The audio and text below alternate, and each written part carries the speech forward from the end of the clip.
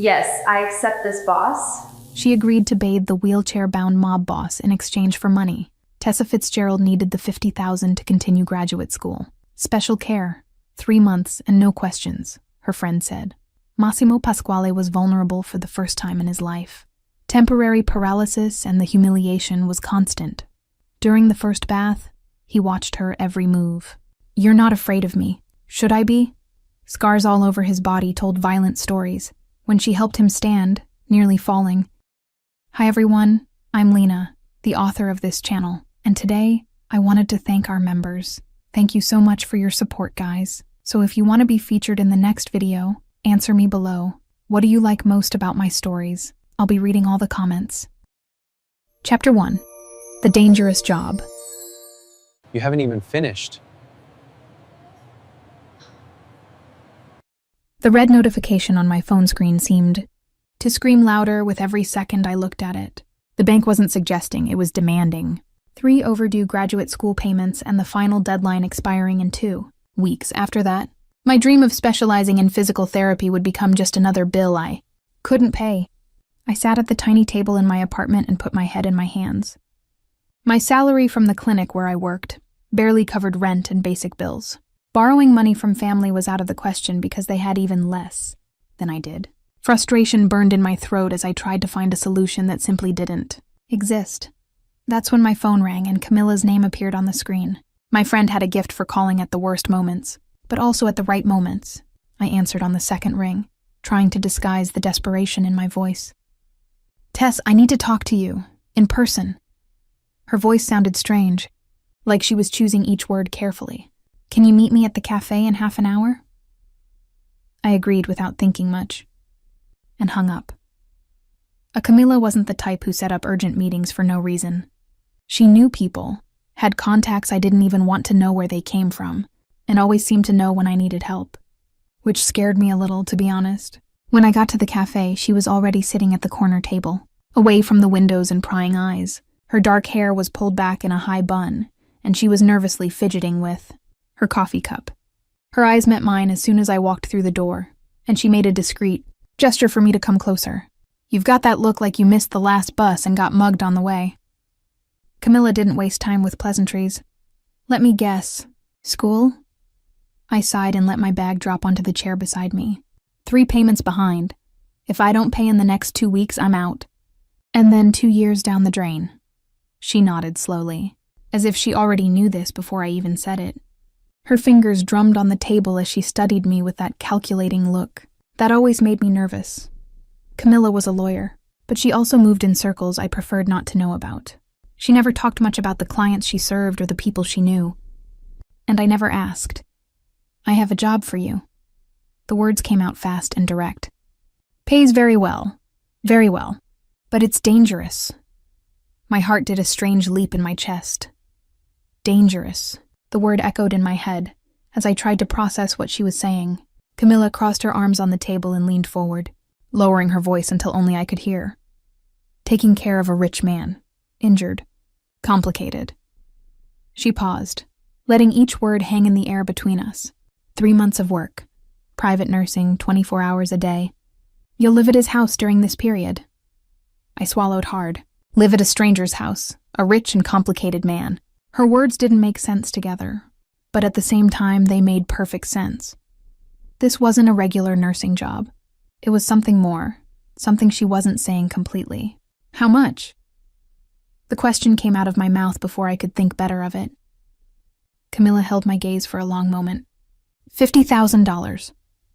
The coffee almost fell from my hand. 50,000 for 3 months. That was more than I made in 2 years working at the clinic. It was enough to pay for school, clear my debts, and still have enough left over to live comfortably while I finished grad school. It was the solution to all my financial problems, and precisely because of that, it sounded way too dangerous. What kind of care is worth $50,000 in 3 months? "Camilla," my voice came out tense, suspicious. "What aren't you telling me?" She sighed and ran her hand over her face. "Private nursing. He's recovering from a serious accident.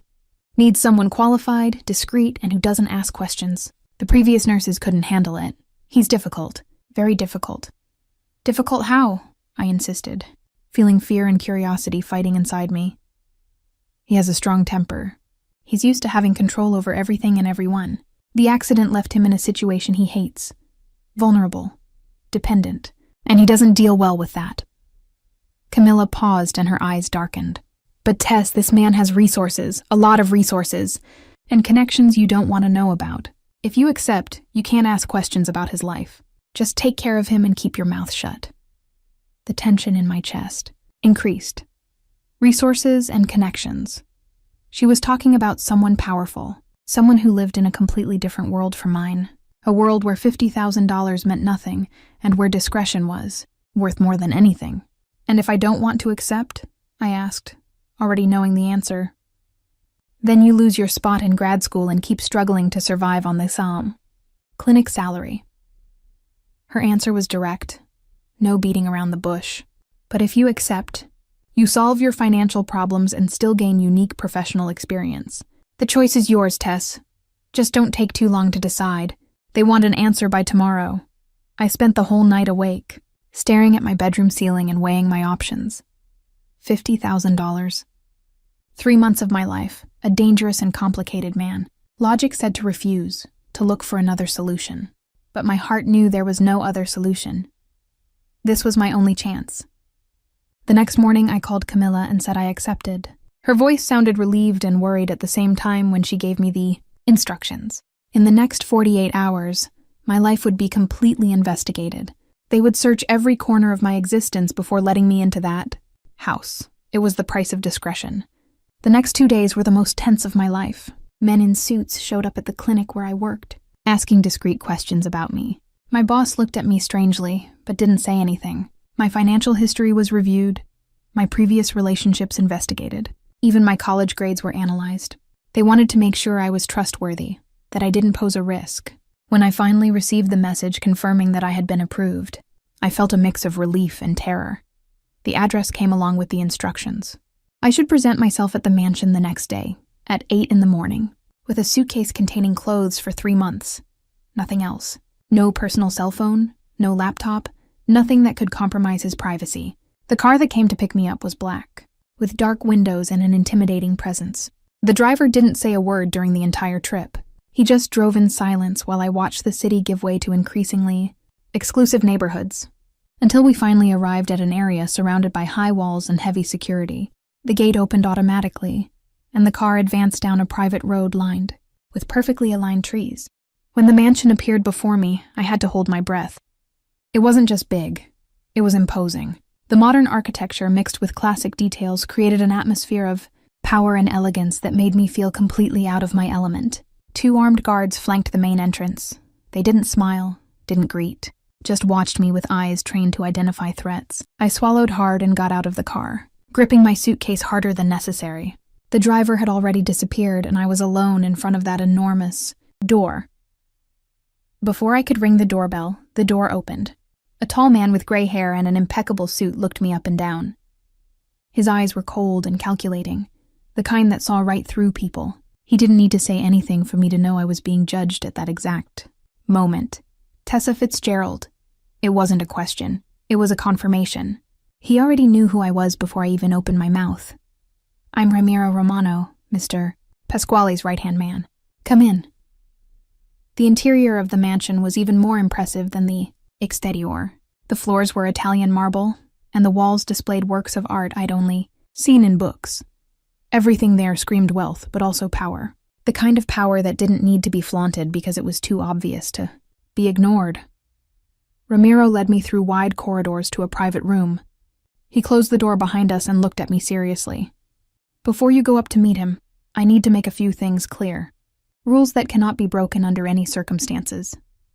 I nodded, feeling my heart beat faster. He started walking around the room, hands crossed behind his back as he spoke with absolute authority.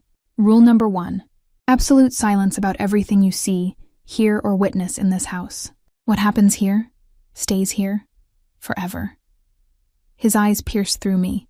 Rule number 2. Total loyalty to Mr. Pasquale. You work for him and only him.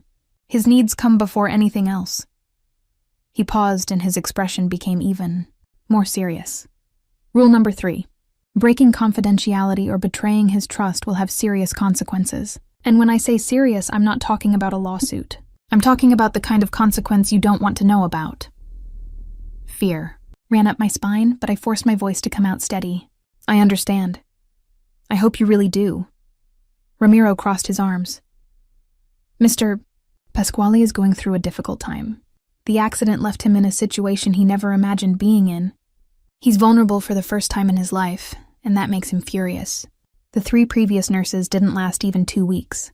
He dismissed them. All of them. Why? The question escaped before I could contain myself. Because they pitied him. And he hates being treated with pity. Ramiro stepped closer. You're not here to pity him. You're here to do your job. Treat him with respect, but without condescension. He may be in a wheelchair now, but he's still who he's always been. Don't forget that. Before I could respond, the door opened again and an older man, wearing a medical coat, entered the room. His eyes were kind but tired. He extended his hand to me with a polite smile. Tessa, right? I'm Dr. Romano Benedetti, Mr. Pasquale's private physician. He shook my hand firmly. Let's talk about his clinical condition before you go up. We sat down and the doctor opened a thick folder with exams and medical reports. Mr. Pasquale suffered a serious accident 3 months ago. Explosion. The damage was extensive, especially in the lumbar region and lower limbs. He underwent 5 surgeries and the initial prognosis was permanent paralysis. My heart sank. Permanent paralysis. That meant he might never walk again. The gravity of the situation began to weigh on me. However, the doctor continued, he's been recovering beyond expectations. Sensation is gradually returning, but he still can't walk without support. He'll need intensive physical therapy, strict medication, and constant monitoring. In addition, he paused, he has serious anger control issues. Frustration over his current condition makes him explosive. Verbally, of course, but it's intense. I understand. My voice came out weaker than I would have liked. The previous nurses couldn't handle his temper. He intimidated them, treated them coldly, and refused to cooperate. You're going to need patience and firmness at the same time. The doctor looked me in the eyes. Can you do that? I took a deep breath. The question hung in the air between us as I thought about everything I had heard so far.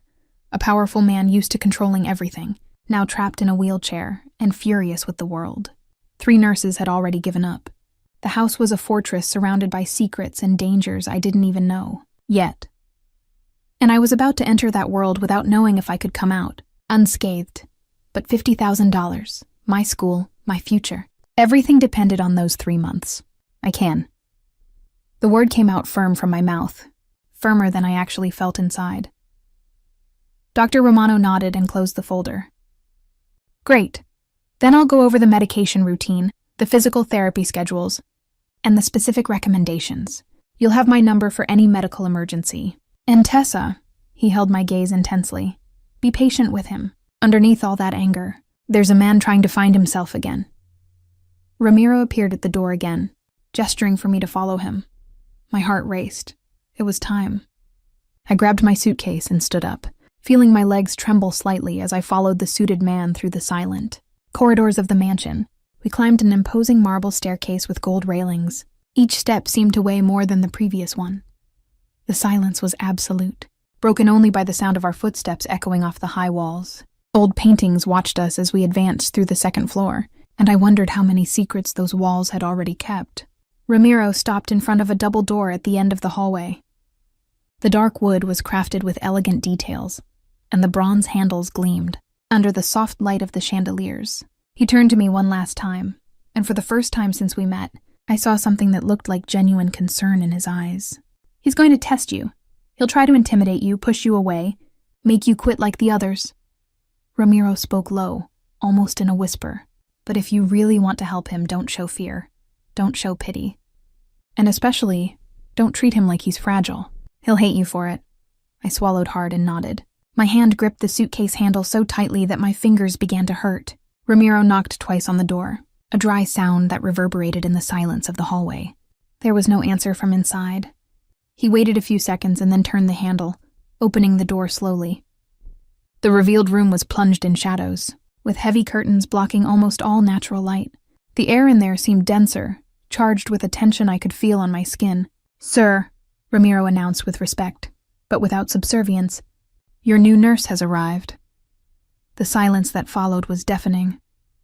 My eyes tried to adjust to the dimness of the room, searching for the figure I knew was in there, watching me, judging me, deciding if I was worthy of staying or if I would be discarded like the others. Ramiro stepped away from the door and gave me one last warning look before gesturing for me to enter. "Good luck, Miss Fitzgerald. You're going to need it." And then he was gone, leaving the door ajar behind him. I was alone at the entrance of that dark room, with my suitcase in hand and my heart beating so hard I was sure it could be heard for miles. On the other side of that door was the man who controlled everything around him, even in a wheelchair, the man who had the power to change my life or destroy it completely. I took a deep breath, straightened my shoulders, and took the first step into the room. The shadows engulfed me as the door closed softly behind me with a final click. There was no turning back. I was inside Massimo Pasquale's world, and something told me nothing would be as I expected. Chapter 2. First Encounter in Shock.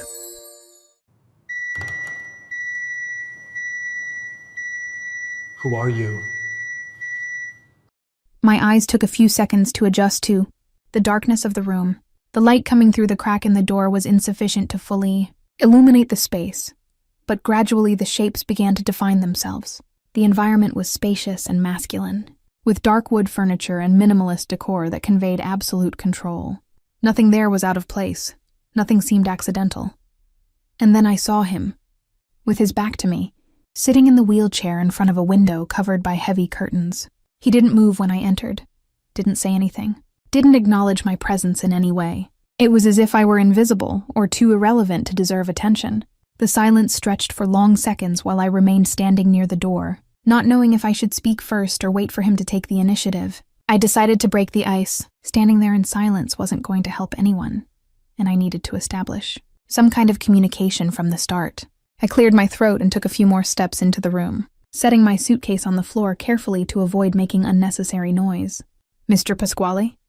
My voice came out firm, professional, exactly as I had rehearsed mentally. "I'm Tessa Fitzgerald, your new nurse." For a moment I thought he would simply ignore me, but then, with calculated and deliberate slowness, the wheelchair wheels began to turn. He turned to face me, and when our eyes finally met, the air was completely knocked from my lungs. Massimo Pasquale was devastatingly handsome, not in the soft and gentle way you see in romantic movies, but in a dangerous and magnetic way that caught your gaze and wouldn't let go. His dark hair was slightly disheveled, as if he had run his hands through it several times during the day. His face was all sharp angles and a strong jawline, with stubble that only intensified the raw masculinity emanating from him. But it was his eyes that truly captured me. Dark, intense, and cold as ice. Eyes that had seen too much, done too much, and regretted nothing. He studied me from top to bottom with a deliberate slowness that made my skin tingle. It wasn't a superficial or quick look. It was a complete analysis, as if he were cataloging every detail about me and deciding whether I was worth his time, or if I would just be another disappointment on the long list of people who had already failed him. "Another one." His voice was deep, hoarse, and loaded with bitter sarcasm. "How long do you last?" The question wasn't asked with genuine curiosity. It was a challenge, a provocation. He was testing my reaction, expecting me to be intimidated or offended. But I had already been warned about this. Ramiro had made it clear that Massimo would try to push me away, make me quit like the others, and I hadn't come here to give up at the first obstacle, as long as it takes for you to get better. I responded without hesitation, keeping my tone firm but not confrontational. He tilted his head slightly to the side, his eyes narrowing as an almost imperceptible smile touched the corner of his lips. It wasn't a happy or welcoming smile. It was the kind of smile dangerous people give when they find something unexpectedly interesting. Confident. He said the word slowly, savoring each syllable. I like that. Let's see how long that confidence lasts when you discover what it really means to take care of me. I swallowed hard but didn't look away. Staring at Massimo Pasquale was like staring at a storm forming on the horizon. You knew danger was coming, but you couldn't look away. There was something magnetic about him, something that pulled you close even when your mind screamed for you to back away. "Doctor, Benedetti went over your medical routine with me. I forced my voice to sound professional, trying to bring the conversation back to safe territory. Medications at 8 in the morning and 8 at night. Physical therapy twice a day and assisted bathing. We can start now if you're ready. Assisted bathing. He repeated the words, with obvious irony.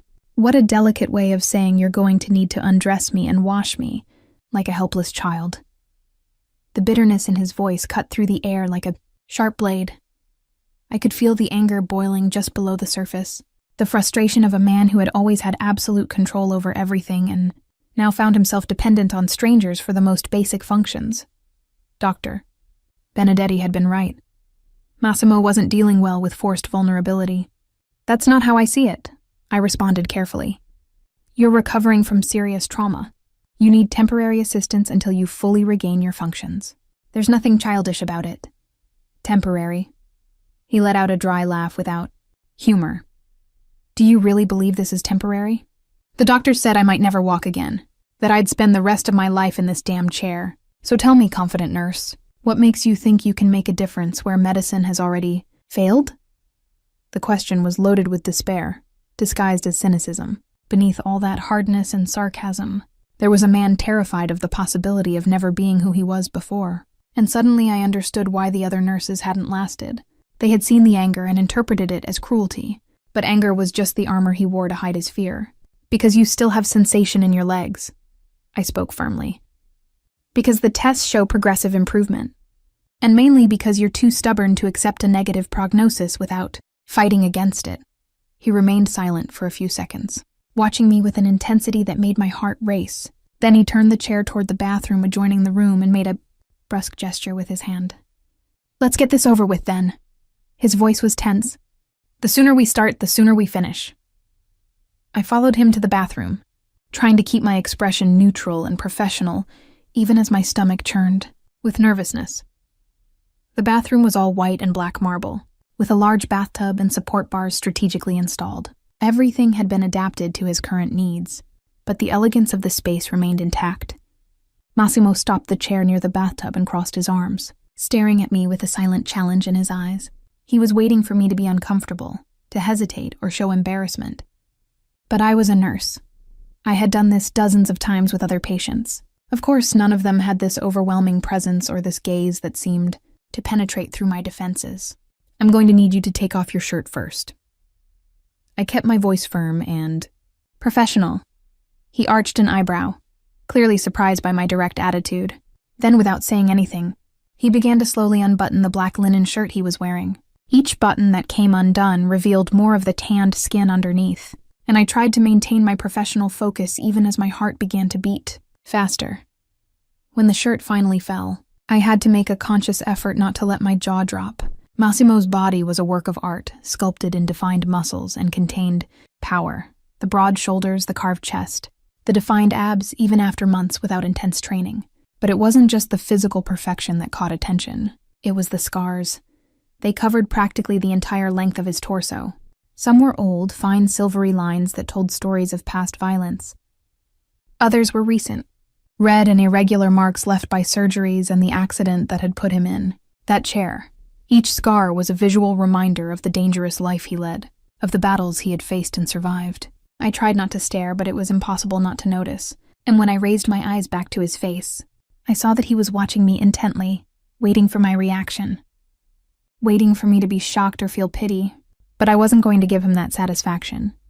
Is the water at the right temperature? I asked simply, checking the bathtub that had already been prepared earlier. He blinked, clearly not expecting me to ignore the scars so easily. It's adequate. His voice came out a little less harsh than before.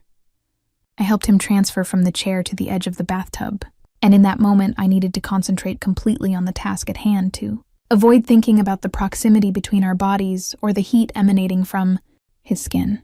His muscles contracted under my hands when I held him by the waist for support, and I felt the strength that still existed there even after months of recovery. When he finally entered the water, he let out a long sigh that sounded almost like relief. He closed his eyes for a moment, letting the tension escape from his shoulders, and for the first time since I entered that room, he seemed a little less guarded, a little less in constant battle mode. I grabbed a sponge and soap and began my work with professional and efficient movements. But with each touch, I could feel him watching me, not in an invasive or disrespectful way, but with an intense curiosity that made my skin tingle. It was as if he were trying to decipher me, understand what made me different from the others. "You're not afraid." It wasn't a question. It was a statement loaded with genuine surprise. I paused for a second before responding. "Should I be?" "Most people are." He kept his eyes fixed on my face. Of me, of this situation, of what I represent. "And what do you represent?" I asked, continuing my work as I ran the sponge over his broad shoulders. He was silent for a moment. Danger, violence, the kind of life normal people avoid. "I'm not here to judge your life," I responded honestly. "I'm here to help you recover. The rest is none of my business." I saw something change in his eyes, a kind of surprise mixed with reluctant respect. He continued watching me as I worked, and the atmosphere in the bathroom seemed to grow denser with each second. It wasn't uncomfortable, but it was intensely charged with something I couldn't name. When I reached the more recent scars, I hesitated for just a fraction of a second, but it was enough time for him to notice. "You can touch." His voice came out low and hoarse. "I won't break." I continued carefully, cleaning around the still sensitive surgical marks. I felt him tense slightly under my touch, but not from pain. It was something else, something deeper and more complicated. "How did you get these?" The words escaped before I could censor myself, and I immediately regretted it when I saw his expression harden. "Rule number 1, he said coldly. "No questions?" I nodded quickly, returning to work in silence. But after a few minutes, when I was sure the subject was closed, I heard him speak again. "Some are from fights, others from business deals gone wrong, others from people who tried to kill me and failed." He paused, and when he continued, his voice was loaded with something dark, until they finally succeeded. "They didn't kill me, but they trapped me here. In a way, that's worse." The weight of his words hung in the humid bathroom air. I didn't know what to say. Anything that came out of my mouth would seem inadequate or condescending, so I continued my work in silence, letting him decide if he wanted to keep talking or not. "I used to have control over everything," he continued after a moment, his voice lower now. "Every move, every decision, every person around me. And now I can't even bathe myself. I can't walk without help. I can't—" He paused, frustration evident in every word. "I can't be who I was."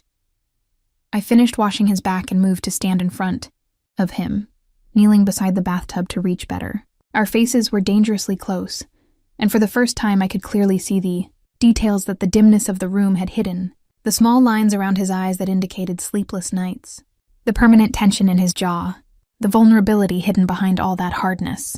"You don't like being helpless," I stated softly. "Nobody does," he responded, but there was something deeper in his voice. "But for me it's different. My entire life was built on strength, on power, on never showing weakness, because weakness gets you killed in my world. And now—" He looked at his own legs immersed in the water.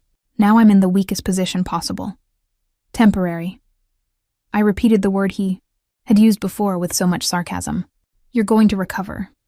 He raised his eyes to mine, and for the first time I saw something beyond anger and cynicism. I saw fear, real, raw, and frightening. "And if I don't recover? What if the doctors are right? Then you adapt." I responded with a firmness that surprised even myself. "Because you're a survivor. That's clear in every scar on your body. You didn't get where you are by giving up when things got difficult." He stared at me for long seconds, as if searching for lies or falseness in my words. But I was being honest. I had seen enough in just this first hour to know that Massimo Pasquale was many things, but a quitter wasn't one of them.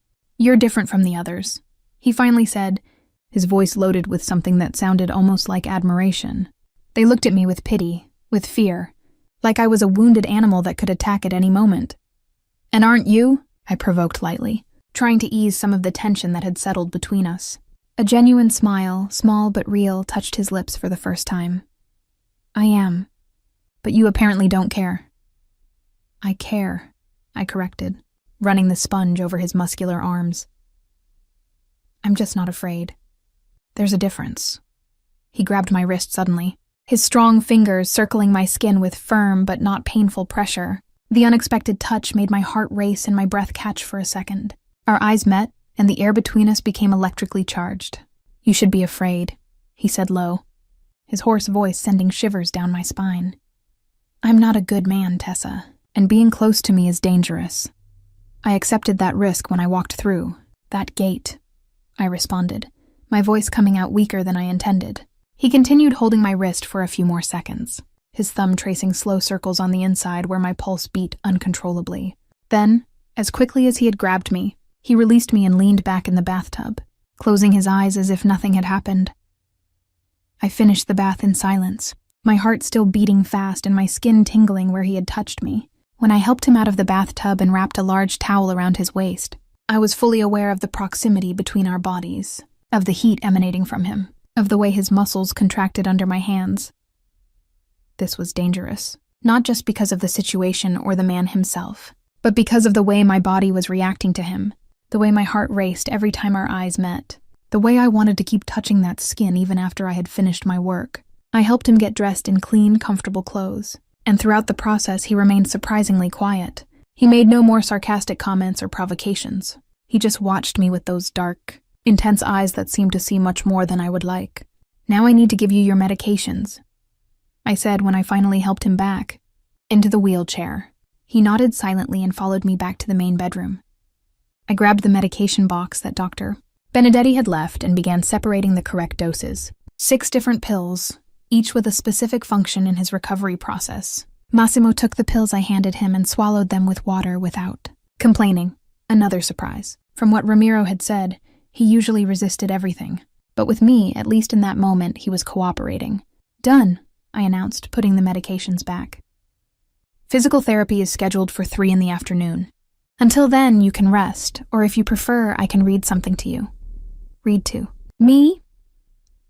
He arched an eyebrow, clearly finding the suggestion absurd. "I'm not a child nurse." "I know," I responded calmly. "But spending all day with nothing to do can be boring. It's just an option." He studied me for a long moment, that penetrating gaze making me feel exposed and vulnerable. Then he turned the chair toward the window again, giving me his back exactly as he was when I first entered. "Leave me alone." His voice was back to that cold and distant tone. "I'll call you if I need something." I understood the dismissal for what it was. Our first encounter had ended and he needed space to process everything. I grabbed my suitcase and headed to the door. But before leaving, I looked back one last time. Massimo remained motionless in front of the closed window, his back rigid and shoulders tense. A powerful man trapped in a body that had betrayed him, a dangerous man forced into vulnerability. And something inside me, something I shouldn't be feeling, wanted to stay and help him carry that weight. I closed the door softly and leaned against it for a moment, trying to calm my still racing heart. The first encounter had been intense in ways I didn't expect. Massimo Pasquale was everything Camilla had said and much more. Dangerous, yes. Difficult, certainly. But also vulnerable in a way he hated to admit. And I had just accepted the challenge of caring for him for the next 3. Chapter 3. Loss of Control. I don't need help. The first few days at the Pasquale mansion were a delicate dance between establishing routine and navigating Massimo's unpredictable temper. I woke up at 6 in the morning, checked the medical supplies, prepared the medications, and waited until 8 to enter his room with the organized tray. He was never asleep when I arrived. Always awake, always watching through the closed window, always with that tension in his shoulders that never seemed to fully ease. The routine was simple in theory. Medications, breakfast, bath, morning physical therapy, lunch, rest, afternoon physical therapy, dinner, evening medications. But nothing with Massimo was truly simple. He tested every limit, questioned every instruction, and made every task harder than it needed to be. Not because he was cruel or mean, but because yielding to someone's care went against every instinct he had, developed throughout his life. On the 3rd morning, when I entered his room with the medications, I found him sitting in the chair with his arms crossed and an expression that made it clear he wasn't in the mood to cooperate. The sun was finally coming in through the curtains I had insisted on opening the day before, but the light only intensified the visible tension on his face. "Time for your medication," I announced neutrally, placing the tray on the side table and separating the pills into the correct doses. I don't want them. The answer came dry and definitive, with no room for negotiation. I paused and looked at him directly. This was the moment the other nurses had probably backed down or tried to convince him with excessive gentleness. But I had already learned that excessive gentleness sounded like pity to Massimo, and pity was the one thing he truly hated. It's not a matter of wanting, I responded firmly. You need them to keep progressing. If you skip doses, you'll delay your recovery. I don't take orders from nurses, he shot back, his eyes darkening with irritation. I held his gaze without blinking, without showing intimidation or anger. I just kept my expression calm and determined as I pushed the glass of water closer to him. Then take them from someone who wants you walking again. The silence that followed was heavy and charged. Massimo stared at me intensely, as if trying to decide whether he should keep fighting or if it would be easier to simply give in. No one spoke to him that way. That was clear in the surprise that briefly flashed in his eyes before being replaced by something that looked like reluctant respect. Finally, with an irritated sigh, he took the pills from my hand and swallowed them all at once. He didn't say thank you, didn't acknowledge her victory, just turned the chair to the window again as if the matter were closed. And for me it was. I didn't need gratitude or acknowledgement. I just needed him to cooperate enough to recover. Physical therapy was always the hardest part of the day, not because of the physical demands, but because of how it exposed exactly how much Massimo had lost. Dr. Benedetti came 3 times a week to supervise, but on the other days it was just me and him in the adapted physical therapy room on the first floor. The room had all the necessary equipment, parallel bars for gait training, mats, light weights, and elastic bands for resistance work. That afternoon, I helped Massimo transfer from the chair to the mat on the floor. His arms were strong enough to support most of the weight, but his legs trembled visibly when he tried to use any force in them. I saw frustration grow on his face with every movement his body refused to execute the way he wanted. Flex your right knee, I instructed, keeping my hand under his calf for support. Slowly. Don't force beyond what you can do. He tried, and I could see the immense effort that simple movement required.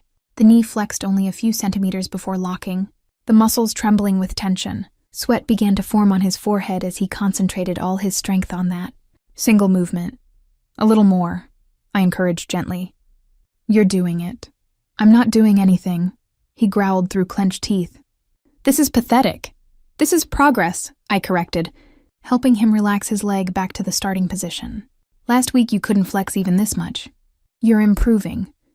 He let out a bitter laugh without humor. Improving. I used to run 5 kilometers every morning. I used to train boxing for 2 hours. I used to control everything. Everyone. His voice was loaded with anger and defeat. Now I can't even bend my own damn leg without shaking like a child.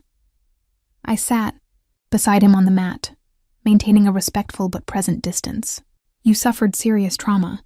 Your body is rebuilding from scratch. That takes time. Time. He spat the word like it was poison. Time I don't have. While I'm here trapped in this chair, my enemies are organizing.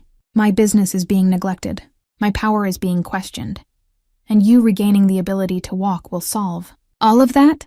I asked, genuinely curious about his logic. He turned his head to look at me, and for the first time I saw beyond the anger. I saw the deep fear he hid beneath all that hardness. In my world, weakness is a death sentence, and being in this chair is the greatest weakness possible. Then stop seeing it as weakness, I responded firmly. You survived something that should have killed you. You're fighting every day to recover. That's not weakness. That's strength. Massimo was silent for a long moment, processing my words. Then, with visible effort, he tried to flex his knee again. This time he managed to go a little further before locking. Not much, but enough to be noticeable. When he finally relaxed his leg, there was renewed determination in his eyes. Again, he ordered, his voice tense but resolute. We worked for another 40 minutes, each exercise being a battle against his own body's limitations. I could see frustration grow with every movement that didn't come out perfect, but I could also see the stubborn refusal to give up. Massimo was used to winning through brute force and absolute determination, and he was applying that same approach to his recovery. When we finally finished, he was exhausted and sweaty, but there was something different in his expression. It wasn't exactly hope. but it was less defeatist than in previous days. I helped him back into the chair and pushed him to his room, where I left him to rest before dinner. "You're going to recover," I said before leaving, and this time it wasn't just empty encouragement.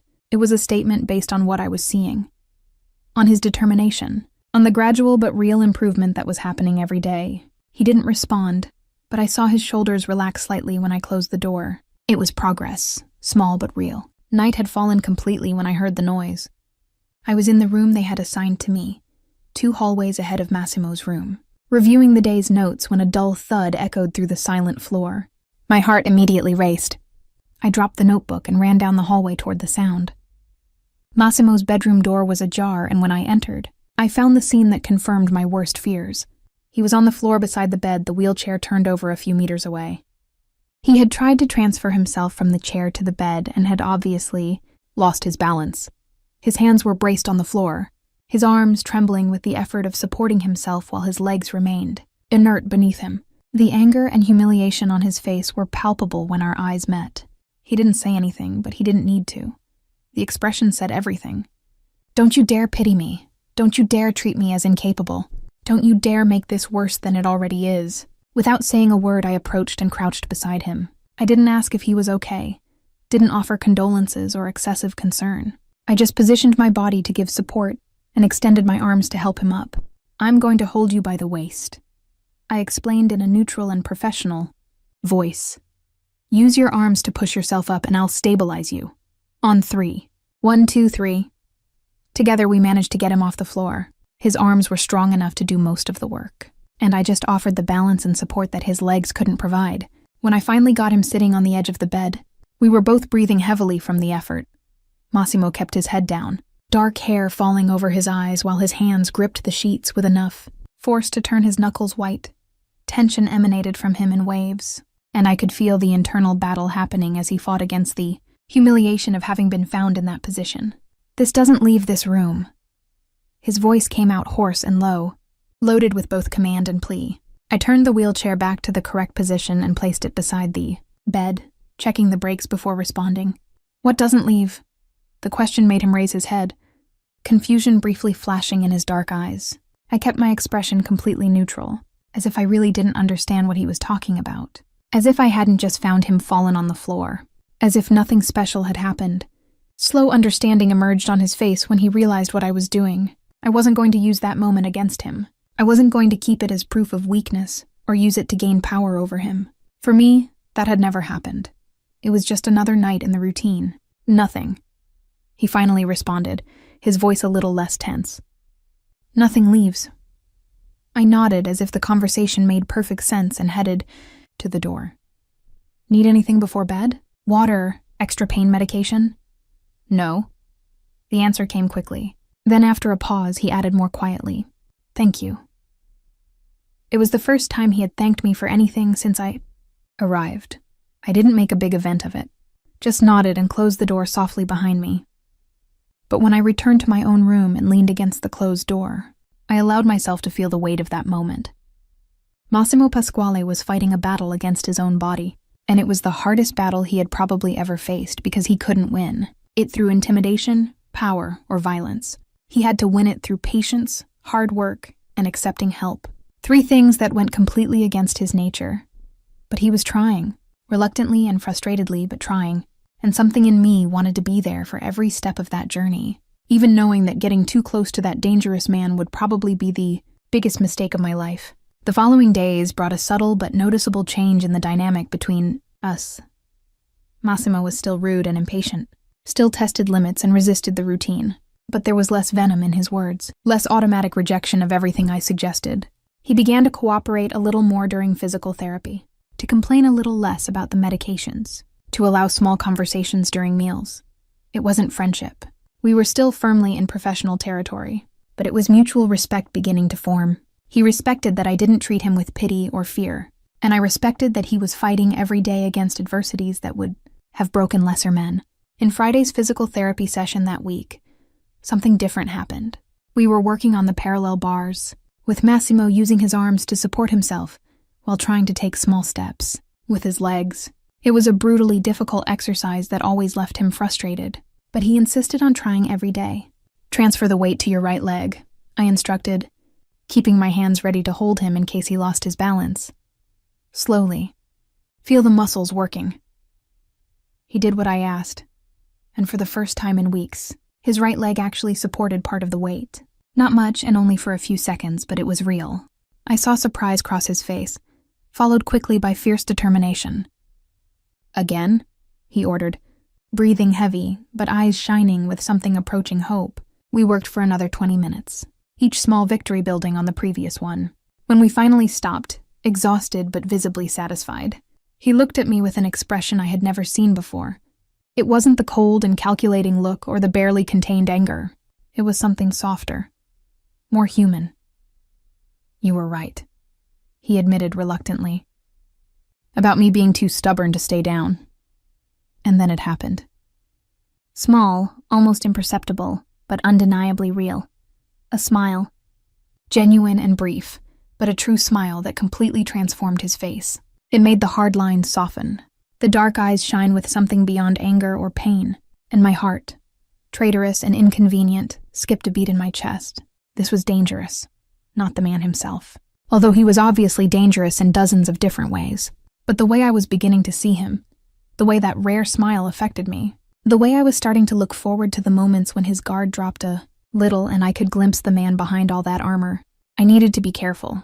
Massimo Pasquale wasn't my friend. He was nothing more than my temporary patient. In 3 months, I would leave that mansion and return to my normal life, and he would continue being the dangerous man he always was. Involving emotions in that equation would be catastrophic. But when he smiled again a few days later during another successful physical therapy session, when his eyes met mine with something that seemed like genuine gratitude, I knew it was already too late. The lines between professional and personal were beginning to blur, and there was nothing I could do to stop it. Chapter 4. Revealed Vulnerability. Don't pity me. The second week at the Pasquale mansion brought subtle but significant changes to the routine we had established. Massimo was still temperamental and difficult, but moments of cooperation began to outweigh those of resistance. Physical therapy showed visible and measurable progress, with sensation in his legs gradually returning and muscle strength increasing with each session. But more than the physical improvements, it was his emotional transformation that really caught my attention. Evening was falling when I entered his room with dinner. Normally he ate alone, preferring privacy to accompanied meals. But that night when I placed the tray on the table and turned to leave, his voice stopped me halfway. "Stay." The word wasn't exactly a request, but it wasn't an order either. It was something in between, loaded with a hesitation that was completely atypical for him. I turned slowly, surprised by the request. Massimo was sitting near the window, the curtains open, revealing the illuminated garden outside. The soft evening light painted his profile golden, softening the hard lines of his face and creating an almost peaceful atmosphere that contrasted completely with the constant tension that normally filled that room. "You want me to stay?" I asked, just to confirm I had understood correctly.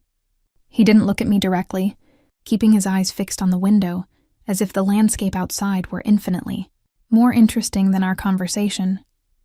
"I'm tired of eating alone, of being alone. Stay and keep me company." There was vulnerability in those words that he probably hated to admit.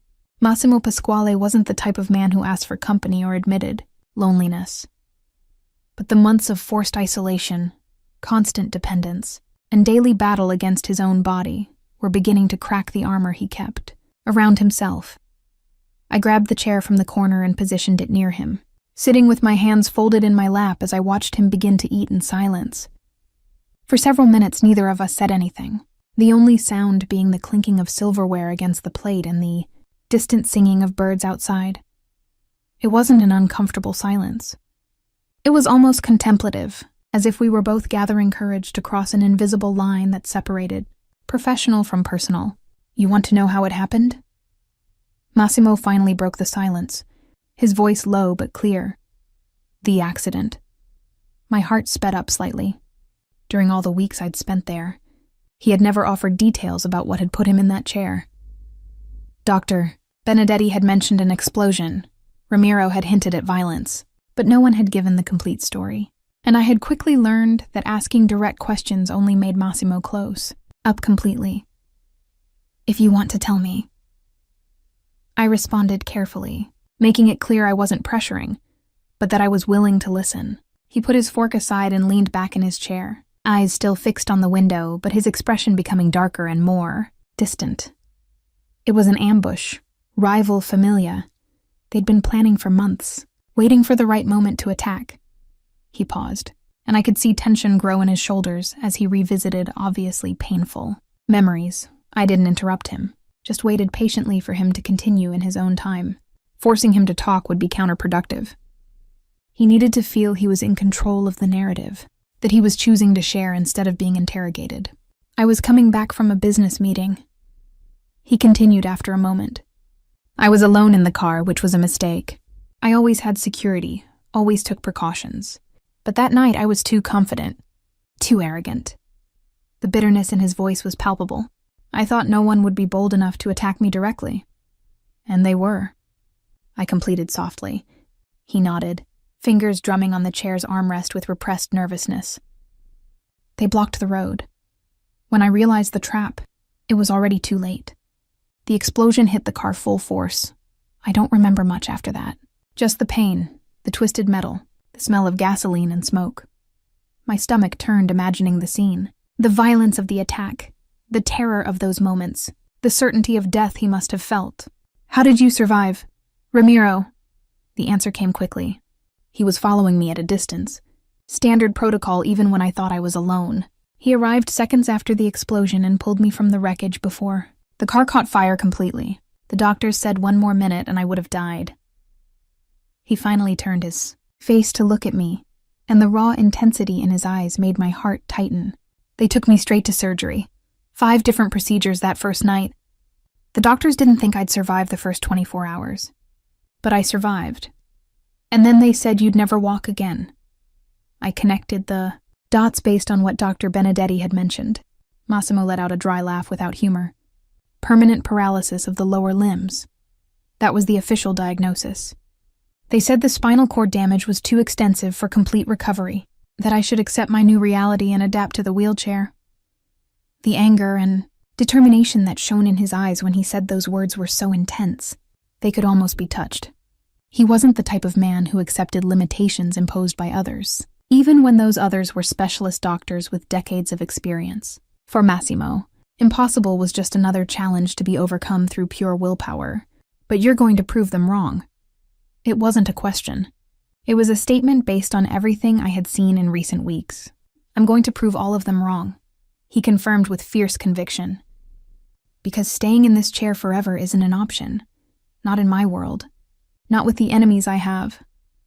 There was so much weight in those words, so much fear hidden beneath the bravado. He wasn't just fighting to walk again out of pride or vanity. He was fighting for survival, because in his world, as he had already told me before, weakness was a death sentence, and being trapped in a wheelchair made him vulnerable in ways he had never been before. "You're going to make it," I said firmly, and this time it wasn't just empty encouragement. It was conviction based on the progress I saw every day, on his unwavering determination, on his stubborn refusal to give up. "Because you're a fighter. You always have been." He studied me in silence for long seconds, that penetrating gaze that seemed to see much more than I was showing. Then, surprisingly, a small but genuine smile touched his lips. "You see me as a fighter. Most people see me as a criminal. As a monster." "You can be both," I responded honestly. "But the fighter is what matters now. It's what's going to get you out of that chair." His smile grew slightly, reaching his eyes for the first time since we met. And my heart, traitorous and inconvenient, responded by racing inside my chest. This was getting dangerous. Not just the physical proximity or the situation itself, but the way I was beginning to see him, the way each moment of his vulnerability made my defenses crumble a little more. Massimo resumed his meal, but the atmosphere in the room had changed completely. The weight of loneliness that always hung there had dissipated, replaced by something lighter, more connected, as if sharing that story had created a bridge between us that hadn't existed before. "Why nursing?" he asked suddenly, catching me by surprise with the change of subject. Of all possible careers, why choose to take care of people? The question was simple, but the answer was, complex, intertwined with memories and motivations I rarely shared. But if he had opened up to me about his trauma, it seemed fair to reciprocate with a bit of my own story. My grandmother, I began, feeling the familiarity of the memory warm me inside. She had a stroke when I was 16. She spent the last 3 years of her life dependent on constant care. I helped my mother take care of her, and it was during that time that I realized the impact that nurses and caregivers had not just on her physical health, but on her dignity and quality of life. Massimo had stopped eating, his attention completely focused on me now. There was no judgment in his eyes, just genuine curiosity and something that seemed like respect for my choice. She used to say that the best nurses weren't the ones with the most technical knowledge, but the ones who treated their patients as complete people instead of just sick bodies, I continued, feeling my voice become softer with the emotion of the memory. I wanted to be that kind of professional, someone who helped people not just heal physically, but maintain their dignity during the process. Even dangerous people like me? He asked, and there was something vulnerable in the way he asked the question. As if he were genuinely curious whether I saw value in helping him, or if I was just there for the money, especially people like you. I responded without hesitation. Everyone deserves the chance to recover, to go back to being who they were, or even become someone better. It doesn't matter what they did in the past. The silence that followed was loaded with meaning. Massimo stared at me with an intensity that made my skin tingle, as if trying to figure out whether I really believed those words, or if I was just saying what he wanted to hear. But I was being completely honest. My work had never been about judging. It was about healing. You're different from anyone I've ever met. He finally said, his voice low and hoarse, "In my world, kindness is seen as weakness. Gentleness is exploited, but you're kind without being weak. You're strong without being cruel. How do you do that?" The question caught me off guard. No one had ever questioned me about the balance I tried to maintain between firmness and compassion. It was something that came naturally to me, developed through years of experience caring for difficult patients in complicated situations. "I think it's because I don't see kindness as weakness," I responded. Thoughtfully, "I see kindness as strength, as a conscious choice to treat people with humanity even when it would be easier to be harsh or distant." Massimo continued watching me with that penetrating gaze, processing my words with the same intensity he applied to everything in his life. Then slowly he extended his hand and took mine where it rested in my lap. The touch was unexpected and made my heart race instantly. His fingers were warm and calloused, strong even after months of forced inactivity. He traced small circles on the back of my hand with his thumb, an almost unconscious gesture that sent shivers down my spine. The atmosphere in the room changed again, becoming electrically charged with something that went far beyond gratitude or friendship. "You're saving me," he said quietly, his eyes never leaving mine. In a way I never thought I'd need to be saved. My heart was beating so hard I was sure he could hear it. I should pull my hand away, re-establish the professional boundaries that were clearly being crossed, but I couldn't move. I couldn't break that moment of deep and dangerous connection forming between us. The following nights brought more conversations. Massimo began asking me to stay after dinner, and our routine expanded to include those quiet hours when his defenses lowered a bit and I could see beyond the armor. He told me about his childhood in Italy, about how he had been recruited into the Familia while still young, about the choices that led him to become who he was today. And I shared stories from my own life, the challenges of growing up without much money but with lots of love, the dreams I had for my future. They were conversations that brought us closer in ways that went far beyond what was appropriate for nurse and patient. But neither of us could stop. There was a hunger there, a need for connection that we had both denied for too long. For him out of survival necessity in a brutal world, for me out of complete focus on my professional goals. It was on a Thursday night, almost 3 weeks after my arrival, that things almost crossed a line from which there would be no return. We were in his room after the evening physical therapy session. Massimo had progressed to the point of being able to stand for short periods, using only a cane for support. It was immense progress, and he was visibly proud of himself. "Let me try alone," he said when I approached to help him stand from the chair. "Just stay close in case I lose my balance." I nodded and took a step back, keeping my hands ready but giving him the space he needed. Massimo gripped the cane firmly and began to push himself up.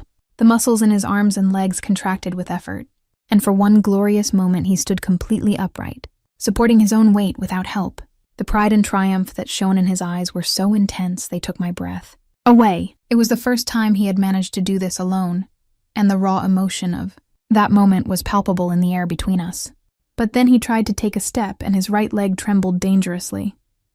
He lost his balance forward and I reacted instantly, taking a step forward and wrapping my arms around his waist to stabilize him. Massimo dropped the cane and his hands found my shoulders, gripping tight as he tried to regain balance. And suddenly we were dangerously close, our bodies pressed against each other, our faces only centimeters apart. I could feel the heat emanating from him, the solid weight of his body against mine, the strength of his muscles even through the temporary fragility. My heart was beating so fast it seemed to want to leap from my chest and my breathing had become shallow and irregular. His eyes were fixed on mine, dark and intense, burning with something that went far beyond gratitude or appreciation. "I've never been saved by anyone," he whispered, his hoarse voice making each word vibrate through me. "I've always been the one saving others, protecting, controlling. But you—" He didn't finish the sentence, but he didn't need to. I understood what he was trying to say. Understood because I felt the same thing, that dangerous and impossible connection growing between us, that attraction that went against all logic and professionalism. "I've never been this close to anyone like you," he continued, one of his hands leaving my shoulder and rising to touch my face with surprising gentleness. Not just physically, but really, in a way that matters. My heart was beating so hard I could barely think. Straight, I should pull away. I should reestablish professional boundaries and remind us both why this couldn't happen. But my body wasn't listening to my mind. My eyes dropped to his lips for a fraction of a second, and I saw when he noticed, saw desire ignite in his dark eyes. He began to lean forward, and I didn't pull away. Didn't put distance between us as I should. Just stood there, trapped in that moment charged with tension and possibility, my heart screaming yes while my mind whispered no. His lips were millimeters from mine when a loud knock on the door made us jump, apart as if we'd been burned. Massimo almost lost his balance again, and I had to quickly stabilize him, putting appropriate distance between our bodies while my heart still raced, uncontrollably. "Sir," Ramiro's voice came from the other side of the door. "I need to speak with you about tomorrow's business." Massimo let out a low word, in Italian that was definitely a curse. His frustration was palpable, but he quickly recomposed his expression, returning to the mask of control he normally wore. "Come in." I took advantage of the interruption to take a few more steps back, creating professional distance between us while trying to calm my racing heart and normalize my breathing.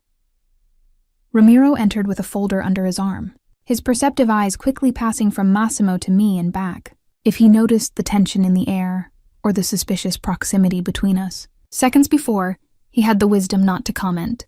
"I'll let you talk," I said quickly, walking toward the door on legs that still trembled slightly. "Tessa." Massimo's voice stopped me when I was almost out. I turned to face him, and the look he gave me was loaded with both promise and warning. "Thank you for everything." The words were simple, but the meaning behind them was complex. Thank you for holding me, for saving me, for being here, for almost kissing me, for being you. I nodded silently and left, closing the door softly behind me. When I reached my room and leaned against the closed door, I let my head fall back and closed my eyes, trying to process what had almost happened. We had almost kissed. And the worst part was that I wanted to. God, how I wanted to. Every fiber of my being had screamed to close that distance, to feel his lips against mine, to discover if the kiss would be as intense as the tension between us. But I couldn't. He was my patient. I had professional responsibilities. And more importantly, Massimo Pasquale was dangerous in ways that went far beyond the physical.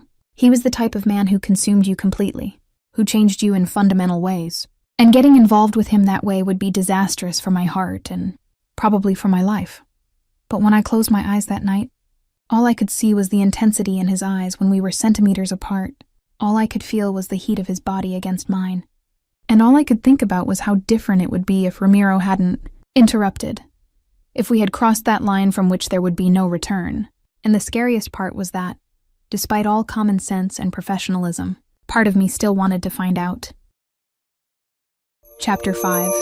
First Kiss and Boundaries. Come closer. The days following that night were loaded with a tension neither of us knew how to undo. The almost kiss that Ramiro had interrupted hung between Massimo and me like an unfulfilled promise, creating an electrically charged atmosphere every time we were in the same space. He watched me with a new intensity, dark eyes following my every movement during physical therapy sessions, during baths, during meals, and I pretended not to notice while my heart raced every time our gazes met. Physical therapy continued showing impressive progress. Massimo could stand for increasingly longer periods, and the strength in his legs was visibly increasing each day. Dr. Benedetti was impressed with the speed of recovery and attributed much of it to the patient's fierce determination.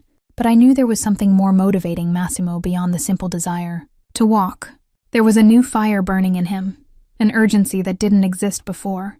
It was Friday afternoon, almost a month since my arrival, when everything finally reached the breaking point.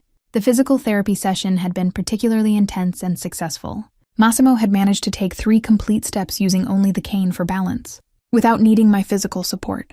It was a significant milestone, and the emotion on his face when he accomplished. The feat was so pure and genuine it made my chest tighten.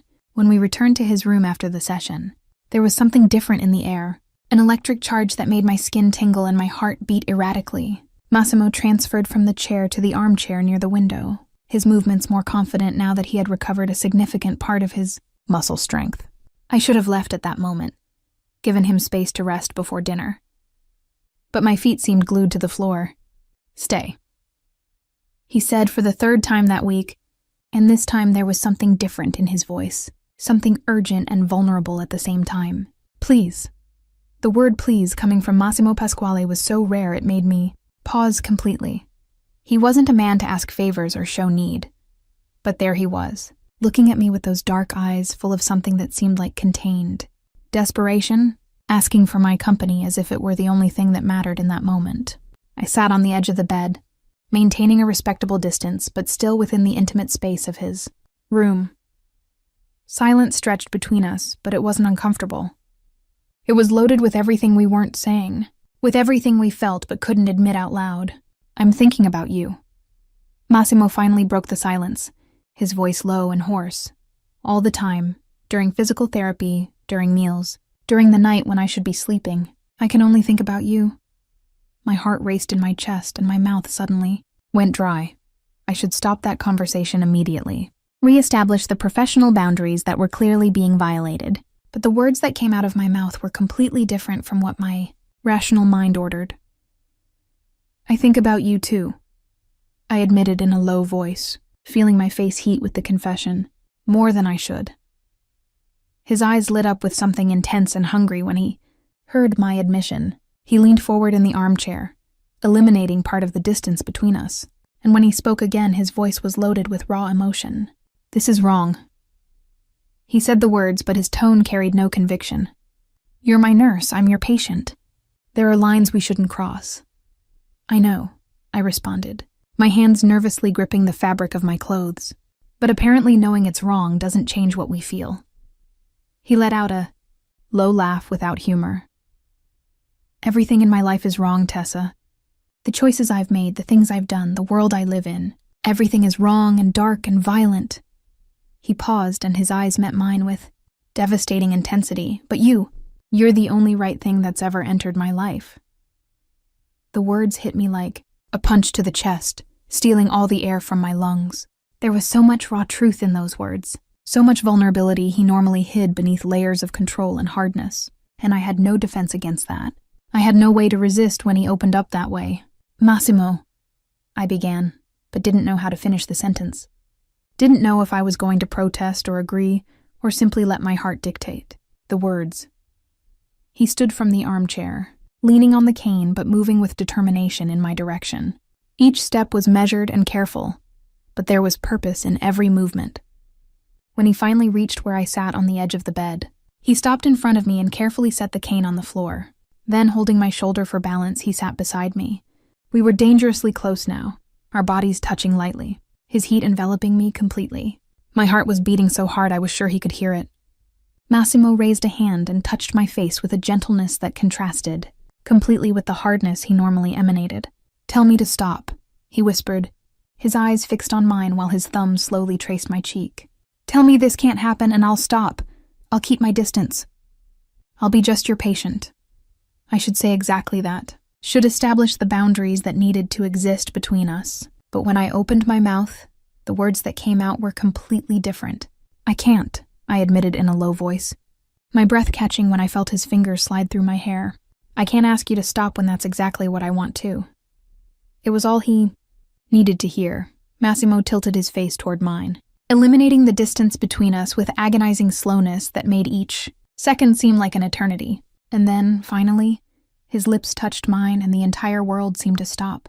The kiss started gentle, almost hesitant, as if we were both testing unknown territory. But the gentleness lasted only seconds before being consumed by the hunger we'd been suppressing for weeks. His lips moved against mine with growing urgency, and I responded with equal intensity, my hands rising to hold his face as I surrendered completely to that moment. It was desperate and passionate and absolutely devastating. Months of unresolved tension exploding in a single kiss that seemed to burn through all my defenses. His hand was in my hair, the other on my waist pulling me closer, and I couldn't think about anything except the feeling of his lips against mine, the taste of him, the heat consuming every inch of my body. When we finally separated, we were both breathing heavily, our foreheads touching as we tried to catch our breath and process what had just happened. My heart was beating so wildly it seemed to want to escape from my chest. "This is wrong," I managed to say between irregular breaths, but my hands still held his face, completely contradicting my words. "Probably," Massimo agreed, his voice hoarse and loaded. "But I don't care. I'm your nurse. This is professional and shouldn't—" "Stop lying!" He interrupted me, his dark eyes burning into mine. "To yourself and to me. You feel this too. This connection, this need. Stop pretending you don't feel it." He was right and we both knew it. There was no denying what was between us. Not after that kiss. Not after weeks building this impossible tension. But admitting it out loud would make everything real in a way that scared me. Deeply. "I feel it," I finally admitted, my voice trembling slightly. "But Massimo, this is complicated. I'm here for 3 months. My life is out there. My career, my school, my plans, and you have your own world. A dangerous world I'm not part of." Something darkened in his eyes when I mentioned the 3 months, as if the reminder that our situation was temporary was a physical blow. His hands gripped my waist tighter, possessiveness clear in the gesture. 3 months, he repeated the phrase with bitterness, as if 3 months were enough time for what I'm feeling. My heart ached, painfully in my chest. "What are you feeling?" He held my face with both hands, forcing me to look at him directly. "Something that goes far beyond physical attraction. Something that scares me because I've never felt it before. You entered my life when I was at my worst moment, and instead of treating me like a charity project or dangerous threat, you treated me like a person. You saw beyond the man in the wheelchair, beyond the criminal, beyond everything people normally see when they look at me." His words were so raw and honest they made my eyes burn with unshed tears. I had never seen Massimo so vulnerable, so open with his emotions. And that made everything infinitely harder, because I couldn't simply dismiss what I felt as superficial attraction or forced proximity. "I don't know how to do this," I confessed honestly.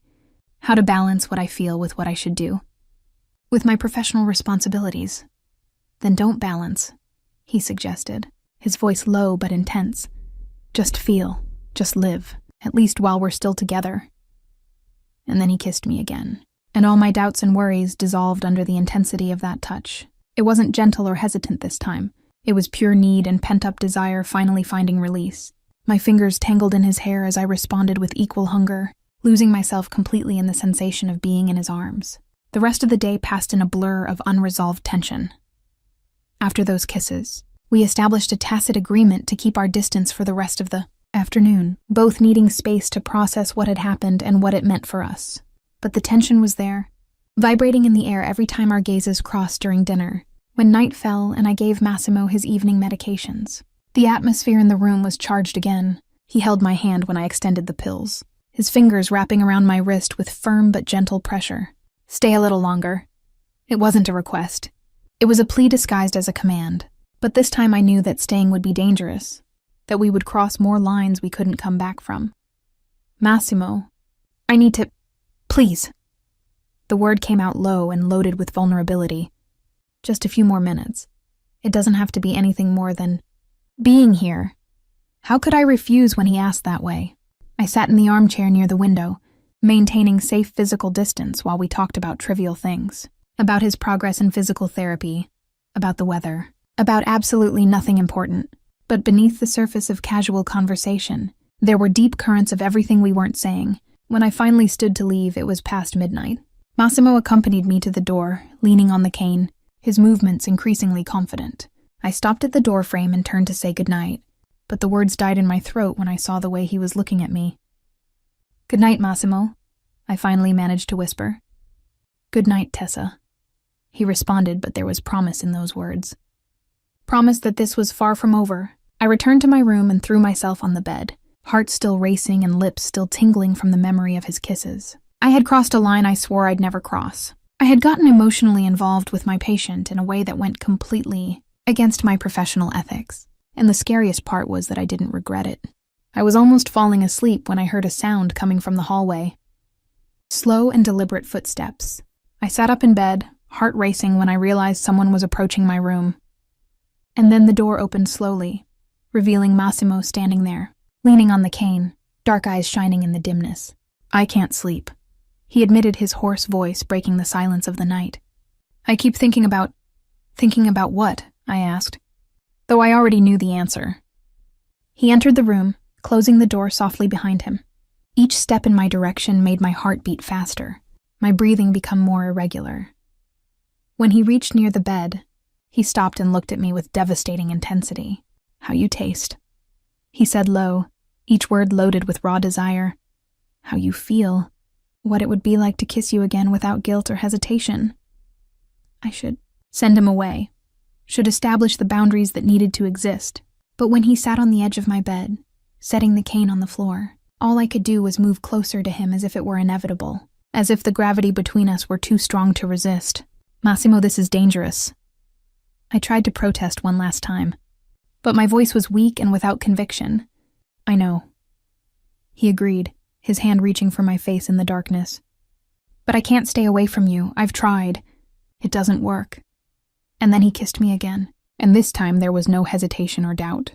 It was pure need and desire, longer and hungrier than the previous kisses. His hands were in my hair, on my waist, pulling me closer as if he couldn't get enough, and I responded with equal intensity, completely lost in the sensation of being in his arms.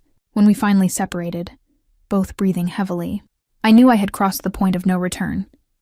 There was no going back now.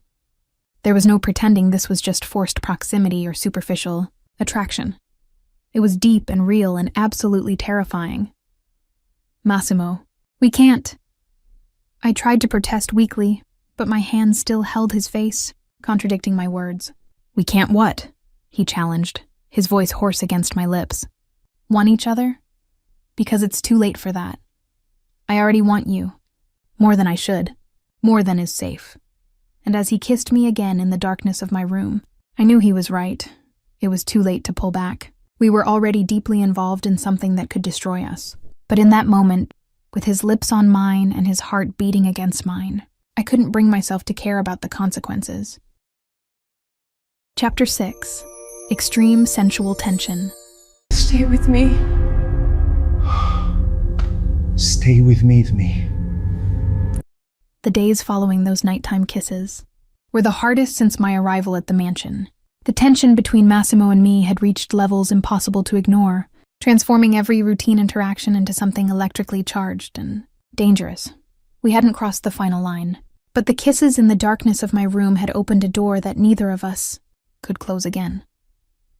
He had returned to his room that night, leaning on the cane and casting looks at me that promised continuation. And since then, every moment we spent together was saturated with unresolved desire and growing need that turned even the simplest tasks into exercises in self-control. Bath time, which before was just another medical routine, had transformed into delicious and agonizing torture for both of us. On Monday morning, when I entered Massimo's room to help him with his daily bath, the atmosphere was already charged before I even said good morning. He watched me from the wheelchair with those intense dark eyes that seemed to see through all my defenses. "Good morning." I forced my voice to sound professional and neutral as I prepared the towels, and adjusted the water temperature. "Ready for your bath?" "Always ready to keep up appearances." "Aren't you?" he responded with obvious irony. But there was heat beneath the words, pretending nothing's changed between us. I ignored the comment and approached, to help him stand. But when my hands touched his waist for support, I felt my entire body react to the contact.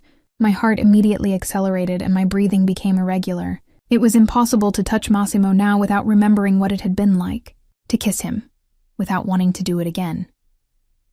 When I helped him into the bathtub, I tried to keep my focus completely professional, look only where necessary, touch only what was strictly necessary to do my job. But it was useless. Every inch of his skin seemed to call for my attention. Every defined muscle a reminder of the strength that existed in that body, even after months of recovery. I grabbed the sponge and began washing his shoulders with mechanical and efficient movements, determined to maintain some appearance of professional distance. But I felt my hands trembling slightly when the sponge slid over his chest, tracing the lines of muscles and contouring the scars I knew so well now. "You're trembling." Massimo's voice was low and observant, loaded with something that sounded dangerously close to satisfaction. "I'm fine," I responded quickly, trying to steady my hands and maintain focus on the task. He suddenly grabbed my wrist, making the sponge fall into the water as his fingers wrapped around my skin with firm pressure. He forced me to look at him directly, and what I saw in those dark eyes made my stomach flip. Raw and intense desire, barely contained beneath the surface of control he was trying to maintain. "Are you?" he challenged, his thumb tracing circles on the inside of my wrist where my pulse beat, uncontrollably. "Because I'm not fine. Not at all." I swallowed hard, trying to find words that wouldn't come. Massimo pulled my hand closer, pressing my palm against his chest where I could feel his heart beating as fast as mine. The intimacy of the gesture, the vulnerability of letting me feel how affected he was devastating. "Every time you touch me," he continued, his voice becoming hoarser with each word. "I want more. Every time you're near, I have to hold myself back from pulling you to me. Every time you leave the room, I'm counting the minutes until I can see you again." My heart was beating so hard I could barely breathe properly. I should pull my hand back, re-establish the boundaries that needed to exist. But instead, I let my palm stay pressed against his chest, feeling each accelerated beat of the heart that mirrored mine. "Massimo?" My voice came out weak and without conviction. "This is temporary." Something dangerous flashed in his eyes when he heard that word. He released my wrist only to take my face with both hands, forcing me to maintain eye contact as he spoke with devastating intensity. "Temporary." He repeated the word with evident bitterness. "My recovery? Or this?" He made a gesture between us, indicating the impossible connection that had formed. "Because I don't want this to be temporary, Tessa. And you don't either." "Both." I tried to respond firmly, but my voice faltered completely on the last word, betraying the lie. Massimo let out a low laugh without humor, his eyes never leaving mine. "Liar. You feel this as intensely as I do. The difference is I'm not afraid to admit it." Before I could respond, the sharp sound of my cell phone ringing cut through the tension in the air. Massimo released me reluctantly, and I stepped away from the bathtub on trembling legs, grabbing the phone I had left on the counter. Camilla's name was glowing on the screen. "I need to answer." I said more to myself than to him. Massimo just nodded, but his eyes remained fixed on me as I left the bathroom for privacy. I answered the call in his room, trying to calm my breathing before speaking. "Hi, Cammy." "Finally." My friend's voice sounded relieved and worried at the same time. "You haven't answered my calls in days." I was starting to think something had happened. I ran my hand over my face, feeling guilty for having neglected contact. "Sorry, it's been intense here." "Intense how?" Camilla asked immediately, her protective instinct kicking in. "How's the work? Is he treating you well?" I hesitated for a fraction of a second, and in that pause I felt Massimo's presence behind me. He had gotten out of the bathtub and approached silently, leaning on the cane, wearing only a towel wrapped around his waist. Drops of water still ran down his broad shoulders and defined chest, and my heart raced again just seeing him there. "Yes," I finally responded, very conscious that Massimo was listening to every word. "He treats me well." Massimo came closer, getting dangerously near while his dark eyes studied me with intensity. Then, low enough for only me to hear but clearly wanting me to repeat it to Camilla, he whispered against my ear in a way that sent shivers down my entire spine. "Tell her I treat you very well." His voice was loaded with double meaning. With promise and memory of the kisses we shared, my face heated completely and I had to turn my back to him to be able to continue the conversation without my voice betraying exactly how affected I was. "How's his recovery?" Camilla continued, oblivious to the tension vibrating in the room. "Still difficult?" "Complicated," I responded, choosing the word carefully. "But there's progress, quite a bit of progress." I felt Massimo come closer, the heat of his body radiating even without direct contact. His hands landed on my shoulders, thumbs tracing slow circles that made my skin tingle through my clothes. This wasn't fair. He knew exactly what he was doing to me. "Tess, you sound strange." The concern in Camilla's voice increased. "Are you sure everything's okay? You can leave there any time if things get uncomfortable." "Everything's fine." I responded too quickly, betraying my own nerves. "Just tired. The routine is intense."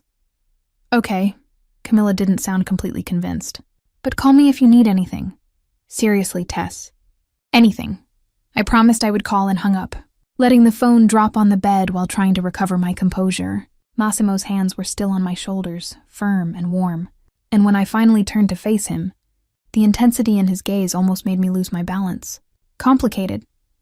He repeated the word I used with Camilla, a dangerous smile touching his lips.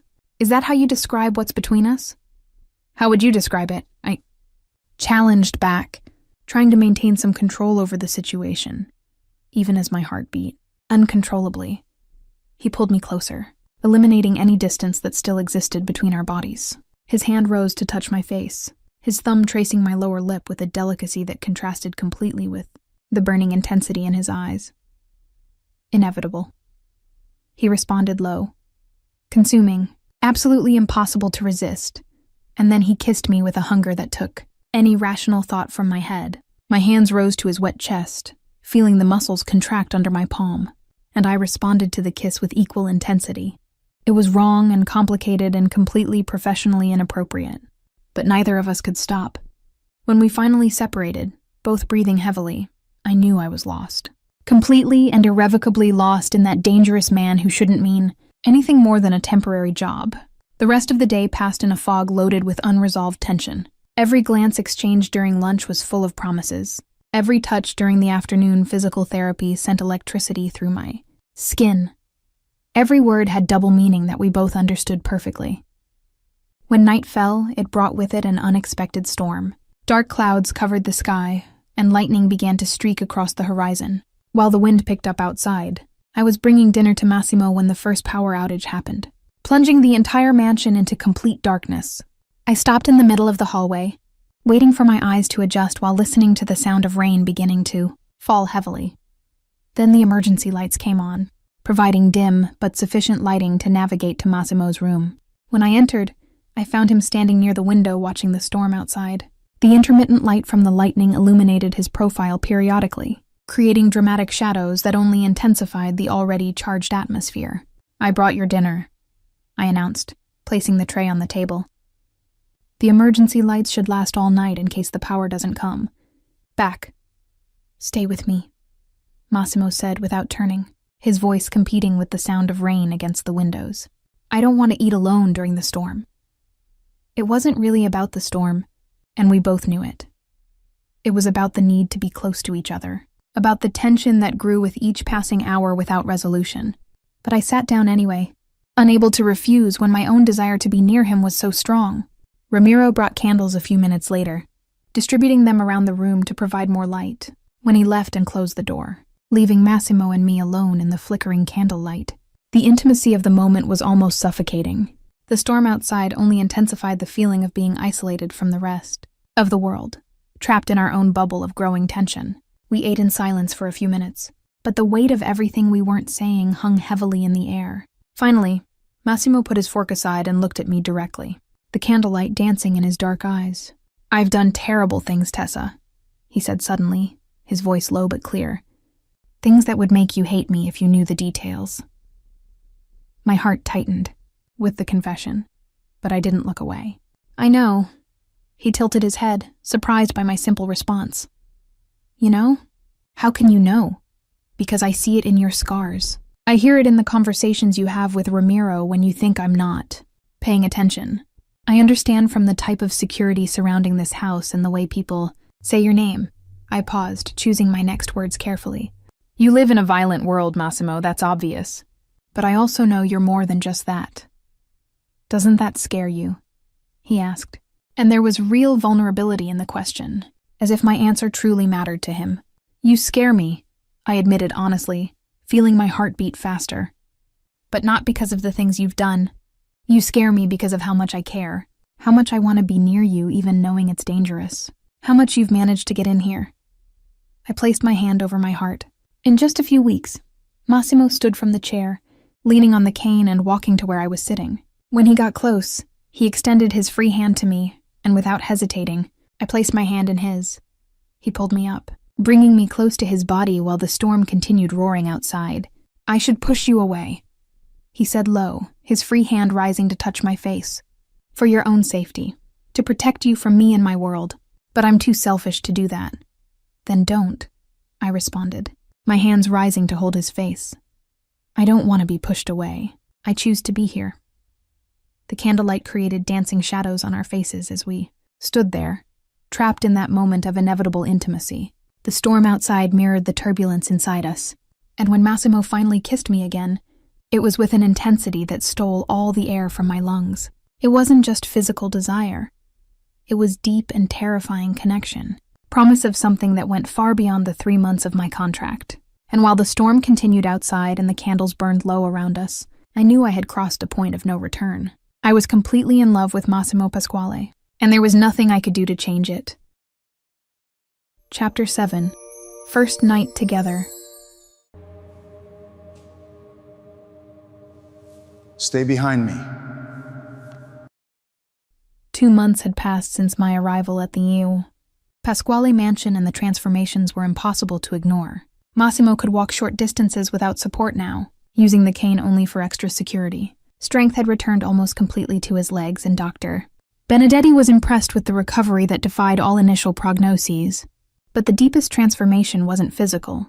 It was the way Massimo smiled now, how the hardness in his eyes had softened when he looked at me. And I was completely in love with him. There was no more denying or pretending it was just forced proximity. It was deep and real and absolutely terrifying because my contract would end in 1 month. It was on a Friday night that everything finally solidified irrevocably. Massimo had planned a special dinner to celebrate his recovery. Just the two of us in the private dining room. When I came downstairs after getting ready, I found the room transformed into something magical. Candles were distributed everywhere, creating soft and romantic lighting. The table was elegantly set, crystal glasses and silver cutlery gleaming in the light of the flames. And Massimo was there, standing without support, wearing dark pants and a white shirt, waiting for me. My heart skipped a beat when I saw him there, strong and confident, so different from the broken man I'd met 2 months ago. A soft smile touched his lips when he saw me standing at the entrance. You look beautiful, he said, extending his hand toward me. You're standing, I responded with an emotional voice, placing my hand in his. Without the cane. He intertwined our fingers and pulled me closer, his eyes shining with pride. I never thought I'd walk again. The doctor said it was impossible. I squeezed his hand, feeling emotion tighten my throat. I never doubted it. Not for a second. Dinner was served and we ate, talking about everything and nothing, laughing at stories and sharing memories. Massimo poured wine into our glasses, and when we toasted, his eyes held mine with an intensity that made my stomach flip. What are we toasting to? I asked. To you. He responded without hesitation. For making me believe that impossible was just a word. For entering my life and changing absolutely everything. His words were so honest they made my eyes burn. We drank, and when we finished eating, soft music began to play. Massimo stood and extended his hand to me again. Dance with me. It wasn't a question. It was a vulnerable request disguised as a command. I placed my hand in his and let him guide me. His arms wrapped around me, one hand on my waist and the other holding mine, as we began to move slowly to the rhythm of the music. Massimo was still weak, his legs trembling slightly with the effort.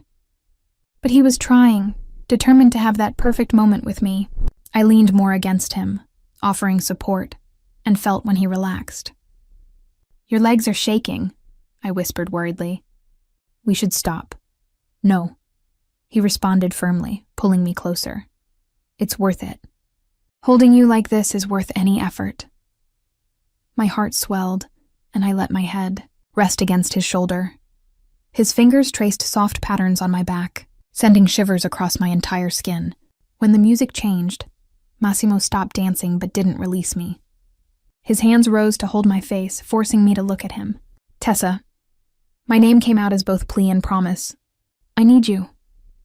My heart was beating so hard I could barely breathe. "Massimo, not just as a nurse," he continued, his thumb tracing my lower lip. "As a woman, as my woman, as the person who made me come back to life."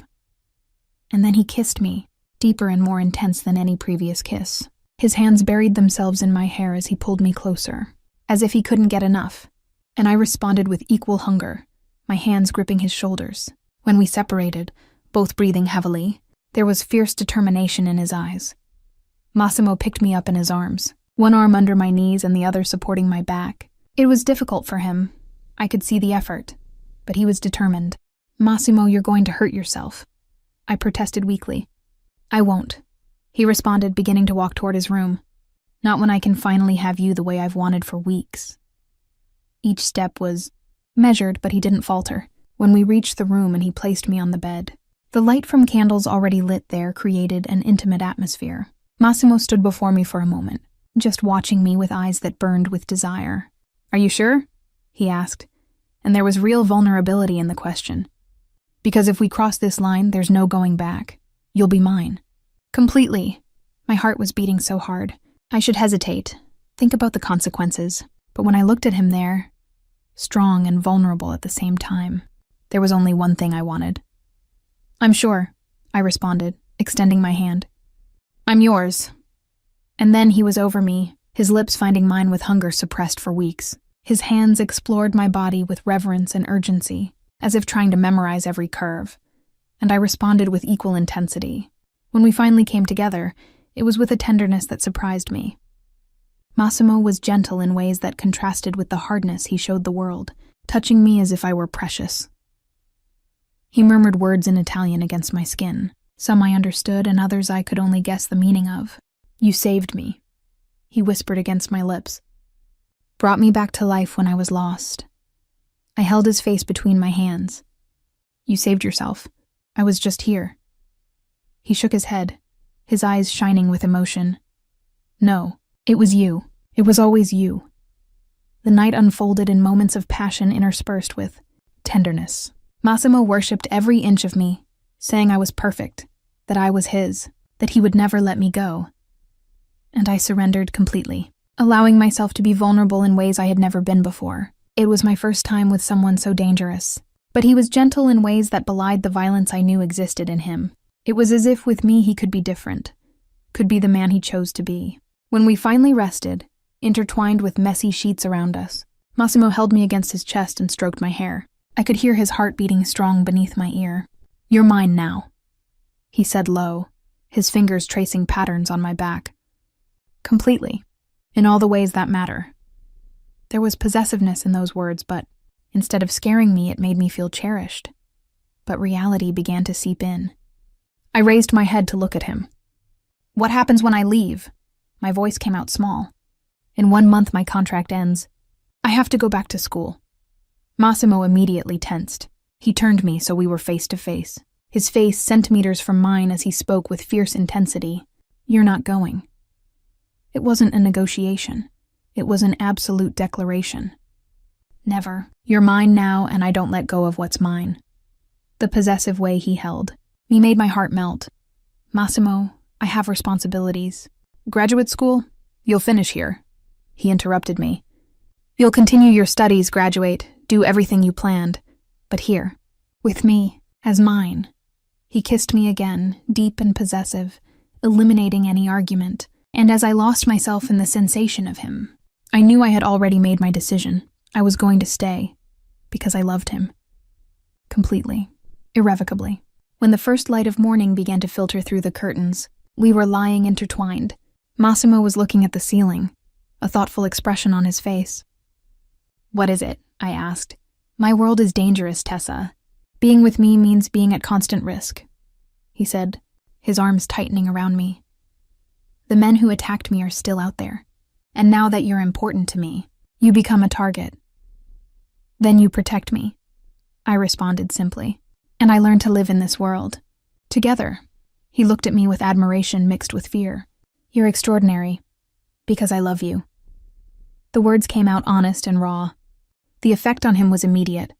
His eyes shone with emotion so strong it was almost palpable. "Say it again," he ordered, his voice hoarse. "I love you," I repeated without hesitation. "I love you, Massimo Pasquale. Completely." He kissed me with renewed hunger, and when he pulled away, his words made my heart overflow. "I love you too. More than I thought possible. You're my life now, Tessa. My everything." And as the morning progressed, we stayed there intertwined, making promises we were determined to keep, because the love we shared was too strong to be denied, even knowing the path would be dangerous. In that moment, in each other's arms, we belonged to each other, completely, forever. Chapter 8. Possessiveness and Danger. We're mine forever. The week following that first night, together passed too quickly, each day bringing me closer to the end of my contract and the decision we needed to make. Massimo was completely recovered now, walking without the cane and resuming his normal activities. I saw him less during the day, since he had returned to attending business meetings and dealing with famiglia, matters that before had been left only in Ramiro's hands. But every night he came to my room, or took me to his, and we spent hours talking and losing ourselves in each other. It was Thursday, only 2 weeks until the end of the contract, when Massimo finally brought up the subject we had both been avoiding.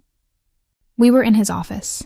I had come up just to drop off some final medical documents that Dr. Benedetti had requested when he closed the door behind me and looked at me with a serious expression. "Extend the agreement." It wasn't a request. It was a direct order, said with the authority of someone used to being obeyed without question. My heart tightened in my chest. "Massimo, you know it's not that simple. I have school, I have my life. Your life is here." He interrupted me, his voice becoming harder. "With me. Not out there in some tiny apartment struggling to pay bills. Here where you belong." The way he said it, as if my previous life had no value at all, ignited something defensive inside me. My life is what I built, Massimo. My dreams, my plans, everything I fought to achieve. I can't just throw that away. He took long steps toward me, his eyes darkening with frustration and something more dangerous. "I'm not asking you to throw anything away. I'm offering everything you need to continue your dreams here. You can study, you can graduate, you can do everything you planned. Just don't leave." "You don't understand," I tried to explain, feeling the first real crack in the perfect relationship we had built. "I need to do this on my own. Need to prove to myself that I can without depending on anyone." His expression hardened completely. "I'm not anyone. I'm the man you love, the man who loves you, and I'm offering you a better life than you'd ever have alone." The words hurt, more than they should because there was truth in them, but there was also arrogance that irritated me deeply. "A better life according to your standards. But what about according to mine? Your standards?" He practically spat the words. "Struggling to survive is better than having everything you need? Working yourself to exhaustion is better than having comfort and security? It's better than being someone's property." The sentence came out louder than I intended, loaded with all the frustration growing inside me. Massimo went completely still, his eyes burning into mine with dangerous intensity. "Property." He repeated the word slowly, as if testing the taste of it. "You think that's what you are to me? Property?" "Isn't it?" I challenged back. "You just said my life is here, as if I had no choice, as if my opinion didn't matter." He closed the distance between us in 2 quick steps, his hands gripping my arms with force that bordered on painful but didn't cross the line. "You're mine," he said in a low and intense voice. "But there's a difference between being mine and being property. You're mine because you chose to be, because you love me as much as I love you. Because what we have is too real and too deep to simply end because a contract says it should. I tried to pull away, but he didn't let go. Massimo, let me go. No. The refusal was absolute. Not until you understand. Not until you stop looking for excuses to run. I'm not running, I protested, feeling tears of frustration burn my eyes. I'm trying to maintain some sense of my own identity. Some independence. He finally released me and took a step back, running his hands through his hair with evident frustration. You want to leave? Want to leave me? Then go. The door is right there. I looked at the door and then back at him. I should go, should leave that office and start making plans to return to my normal life. But my feet didn't move, because the painful truth was that I didn't want to leave. I wanted to stay, but I needed it to be my choice, not his order. I took a step toward the door, testing, and saw when something broke in his expression. Massimo moved faster than I expected, blocking my path with his body. His hands on my shoulders, but this time gentle instead of firm. Please. The word came out low and broken, so different from the always controlled man I knew. Don't go. I'll give you anything. Money, freedom, time, space. Anything you need. Just don't leave me. The raw vulnerability in his voice dissolved all my anger. I saw in his eyes the real fear of losing me, the panic of someone who had never truly needed anyone until now. And suddenly I understood. Massimo wasn't trying to control me out of arrogance. He was desperate, because I was the first thing in his life he couldn't simply buy or command. I don't want your money, I said softly, placing my hand over his heart. I never did. He held my wrist, squeezing as if I might disappear. Then what do you want? Tell me and it's yours. You, I responded honestly. The real you. Not the possessive man who gives orders, but the man who dances with me even when his legs hurt, who kisses me like I'm the air he needs to breathe, who looks at me like I'm the most precious thing in his world. Massimo pulled me into his arms, holding me so tight I could barely breathe. You are the most precious thing. You're everything. And I'm sorry for being too possessive. I just never had something I cared about losing until you. I was about to respond when a loud explosion echoed from outside the mansion. Massimo immediately pushed me to the floor, covering my body with his while the sound of breaking glass and screams came from somewhere downstairs. My heart raced with terror as I tried to understand what was happening. Stay here, Massimo ordered, already standing and heading toward the desk drawer where he kept a gun. Don't leave here for anything. Massimo, what's happening? Attack, he responded curtly, checking the gun with practical and efficient movements. Stay on the floor and don't make a sound. Before I could protest, he left the office and left me alone, trembling on the floor. I could hear sounds of fighting coming from below. Voices shouting in Italian, more sounds of breaking glass. Pure terror ran through my veins as I stayed there, crouched behind the desk, praying that Massimo would be okay. Minutes that felt like hours passed until the office door opened violently. I almost screamed until I realized it was Ramiro, with blood on his face but alert eyes. Ms. Fitzgerald, we need to get you out of here. Now! He pulled me up and dragged me out of the office. Down a service staircase I didn't even know existed. I could hear Ramiro talking into his communicator, giving rapid orders as he guided me through hallways I'd never seen. When we finally reached a safe room in the basement, he pushed me inside and locked the heavy door. What was that? I managed to ask between irregular breaths. Kidnapping attempt, Ramiro responded gravely. Vittorio Esposito, the rival who attacked Mr. Pasquale before. He found out about you. My blood froze. Found out what? That you're important to him. That you're his weakness. Ramiro's eyes were too serious. They came to take you, to use you against him. The weight of those words hit me like a punch to the stomach. I had become a target. I had become Massimo's vulnerability in a world where vulnerability meant death. And suddenly I completely understood the fear he had of losing me. It wasn't just possessive love. It was real terror that his dangerous world would hurt me. When Massimo finally arrived at the safe room an hour later, covered in blood I prayed wasn't his, he pulled me into his arms with desperate force. They touched what's mine. His voice was loaded with fury I had never heard. Before, they tried to take you. I clung to him, feeling fear and relief mixed together. I'm fine. Ramiro saved me. He pulled me away just enough to look at my face, checking for injuries. That's why you can't stay. My world is too dangerous. You were almost kidnapped because of me. I held his face between my hands, forcing him to look me in the eyes. Then I learned to live in it. Teach me. Let me be part of this world for real, not just as a visitor. Massimo looked at me as if I had completely lost my mind. But then he saw the determination in my eyes, and something changed in his expression. It wasn't acceptance yet, but it was a beginning. Chapter 9, War and Eternal Love. You look beautiful.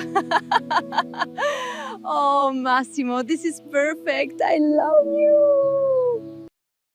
The days following the attack were the most tense since my arrival at the mansion. Massimo practically kept me in confinement, with armed guards outside my room 24 hours a day. I barely saw him. I knew he was planning something from the way Ramiro and other men from the organization came and went from the mansion at all hours. And when I finally found him in his office 3 days after the attack, the transformation in him was frightening. He was standing before a map of New York spread across the desk, markings and notes everywhere. His eyes were cold and calculating, completely different from the gentle and vulnerable man who held me in his arms. At night, this was the mob boss everyone feared, and for the first time since I'd met him, I felt a genuine shiver of fear seeing him like this. Massimo. I called his attention from the door. He raised his eyes, and when he saw me, something softened slightly in his expression, but the hardness was still there, pulsing beneath the surface. You should be resting. You should be telling me what you're planning, I responded, entering the office and closing the door behind me. Massimo sighed and stepped away from the table, coming toward me with firm and confident steps. He was completely recovered now, every trace of fragility erased by the fierce determination consuming him. I'm going to eliminate the threat. Vittorio Esposito. I said the name I had. Heard Ramiro mention. He threatened you! Massimo's voice was loaded with barely contained fury. Tried to kidnap you, tried to use you against me. Now he dies. The absolute coldness with which he said it made me swallow hard. Massimo, don't let revenge consume you. He held my face between his hands, forcing me to look at him directly. It's not revenge, Tessa. It's protection. As long as he's alive, you're in danger, and I can't live knowing someone can hurt you because of me. I saw the unwavering determination in his eyes, and knew nothing I said would make him change his mind. Massimo had made his choice, and the only thing I could do was be there when he returned. If he returned. Then finish this quickly, I finally said, my voice trembling slightly. And come back to me in one piece. He kissed me with desperate intensity, as if saying goodbye. I always come back to you. The next morning, Massimo left the mansion with Ramiro and a dozen armed men. I stood at the window of his room watching the black cars disappear through the gate, my heart tight with fear for what was to come. Camilla called that day, sensing something was wrong, and for the first time I told her everything. About Massimo, about the love I felt, about the danger he was facing. You're in love with a mob boss, she said with a mixture of disbelief and concern. Tess, this is crazy. I know, I admitted, tears running down my face. But I can't stop it. I can't just turn off what I feel. Then you stand by him, Camilla responded, with the loyalty she had always had for me, and pray he comes back. The hours dragged like days. Night fell, and there was no news. Midnight passed and nothing. I was almost going crazy with worry when I finally heard movement downstairs. I ran out of the room and down the stairs, my heart racing when I saw Ramiro entering through the front door. Where is he? I asked desperately. Ramiro pointed behind him, and then I saw Massimo entering, supported by 2 of his men. He had blood everywhere, torn clothes and a deep cut on his left side. But he was alive. He was breathing. He was back. Massimo! I ran to him, my hands trembling when I touched his face. You're hurt. I'm alive, he responded in a hoarse voice. And Vittorio isn't. It's over, Tessa. The threat is over. I helped the men take him to the room and immediately began treating his injuries. The cut on his side needed stitches. There were bruises everywhere, and he was obviously in pain, but I worked with steady hands, cleaning and stitching while he watched me in silence. No more wars, I said when I finished bandaging the last injury. Please, Massimo, no more. He took my hand and pulled it to his chest, over the heart that beat strong and steady. For you, I'd stop the world from turning. If you ask me to leave this world, I leave. If you ask me to change, I change. Anything, as long as you stay with me. Tears ran down my face as I leaned to kiss him, softly. I'll stay, no matter what happens. I'll stay. A week later, when Massimo was completely healed from the battle injuries, he took me to the mansion garden at sunset. He was nervous in a way I had never seen in him before, his hands sweating slightly when he held mine. I don't have a ring, he began, his words coming out fast and a little awkward. Because this isn't about diamonds or showing off. It's about promise, about real commitment. My heart began to beat erratically when I understood where this was going. Be my wife, Tessa, he continued, his eyes burning into mine with absolute intensity. My partner in everything, my reason to wake up every day, my everything. And my career? I asked, needing to know he understood I still had my own dreams. Massimo smiled, and for the first time there was genuine lightness in that expression. Build a clinic here, help my people. The people from the community who never have access to decent medical care. Use your skills legitimately to make a real difference. I'll finance everything. His answer was perfect in ways I didn't even know I needed. He wasn't asking me to give up my dreams. He was offering me a way to realize them in an even more meaningful way. Yes. The word came out without hesitation. Yes, I'll marry you. Massimo picked me up and spun me around, laughing in a free and happy way I had never heard from him before. And when he put me back on the ground and kissed me, it was with a promise of a future we would both build together. The wedding happened 2 months later, following all the traditions of the Italian famiglia. The ceremony was in the private chapel on the property, with only the closest people present.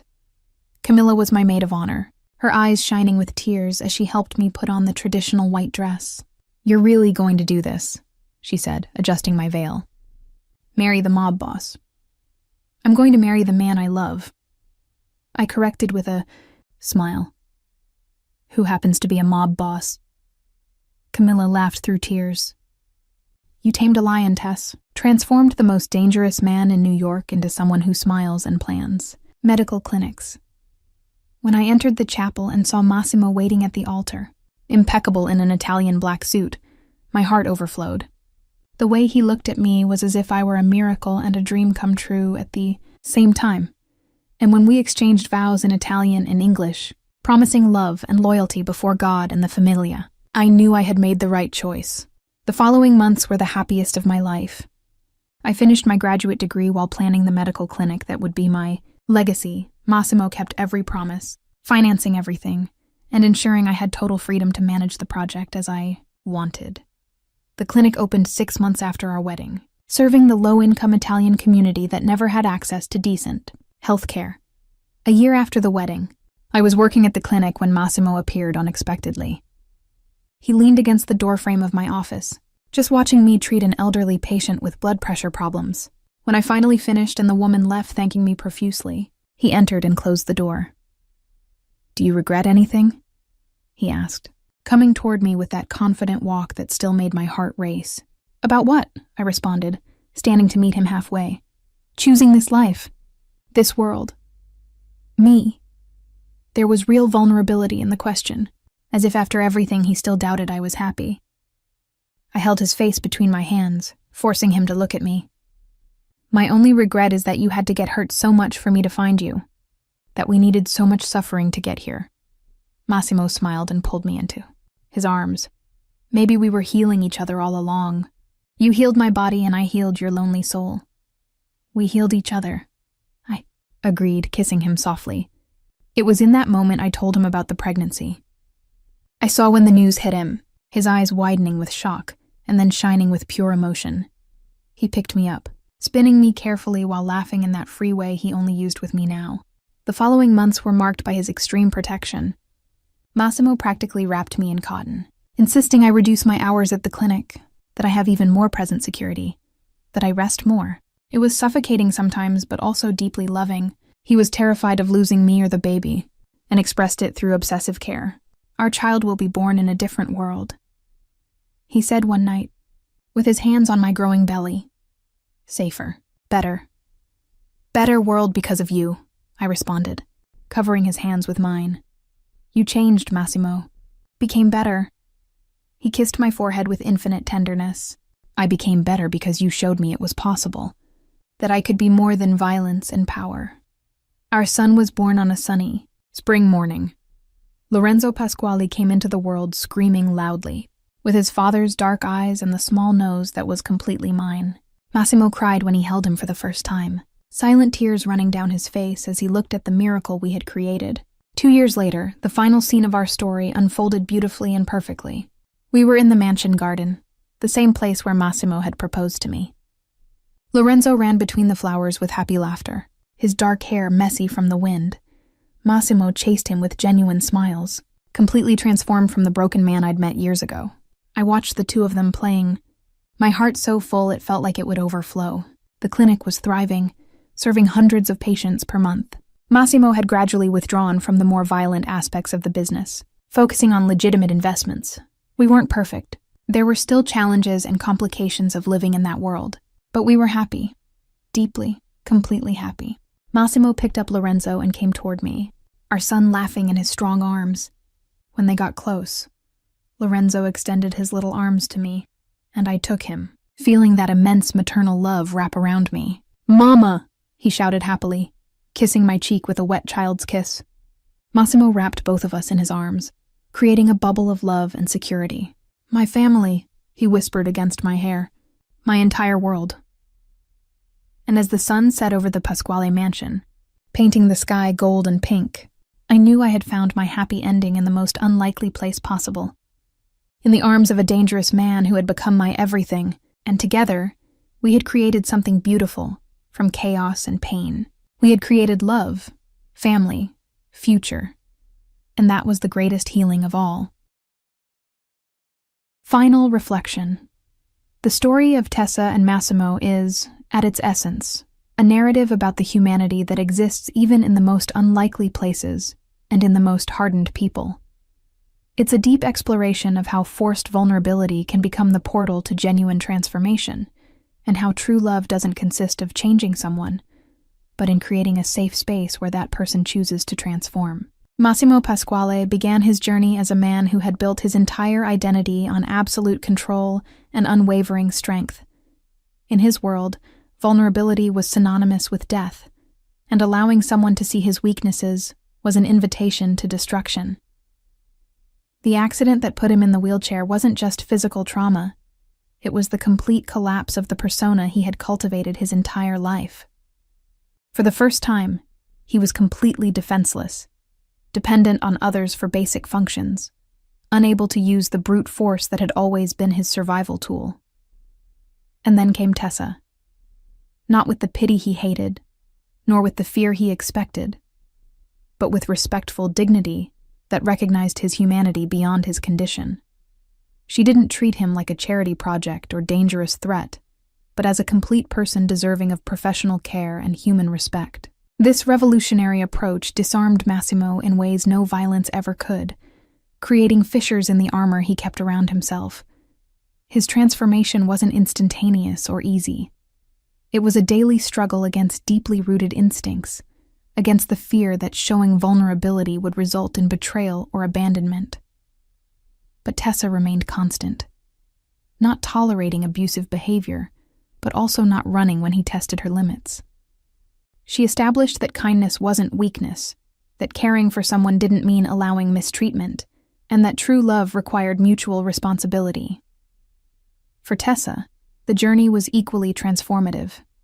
She entered that mansion with clear objectives and well-defined professional boundaries, but discovered that the human heart rarely respects boundaries the mind establishes. Falling in love with Massimo forced her to confront her own beliefs about independence, control, and what it truly meant to choose her own path. She learned that accepting help didn't diminish her strength, that true love could coexist with personal ambition, and that sometimes the most unexpected paths lead exactly where we need to be. The central morale of this story lies in the idea of mutual healing. Massimo wasn't saved only by Tessa, nor was she transformed only by him. They healed each other because they chose to see beyond the masks each wore. He saw beyond the professional nurse to the passionate woman struggling to balance dreams and reality. She saw beyond the dangerous criminal to the man terrified of never being whole again. The story also explores the moral complexity of loving someone whose past is stained with violence. Tessa didn't ignore or romanticize the choices Massimo had made. She recognized the reality of his world, the genuine dangers, the moral consequences. But she also recognized that people are more than their worst choices, that context matters, and that the capacity for change exists in all of us when we find reasons strong enough for transformation. Their happy ending wasn't magical or unrealistic. It was built on hard work, mutual commitment, and the willingness of both to adapt without losing their essences. Massimo didn't completely abandon his world, but chose to operate in it in less destructive ways. Tessa didn't sacrifice her dreams, but reimagined them in ways that served both her vocation and her love. Fundamentally, this is a story about the transformative power of being truly seen. When someone looks beyond our defenses and chooses to love us in our rawest vulnerability, we open possibilities for change we never imagined alone. It's about how genuine love doesn't demand perfection, but rather honesty, growth, and the daily choice to stay even when it gets difficult. The final lesson is perhaps the most powerful. Everyone deserves the chance to heal, to transform, to become better versions of ourselves. And sometimes, that healing begins in the most unexpected place possible, in the hands of someone who chooses to see our humanity when the rest of the world sees only our flaws. And if you want to check out another video with powerful emotions, click on the video appearing now on your screen.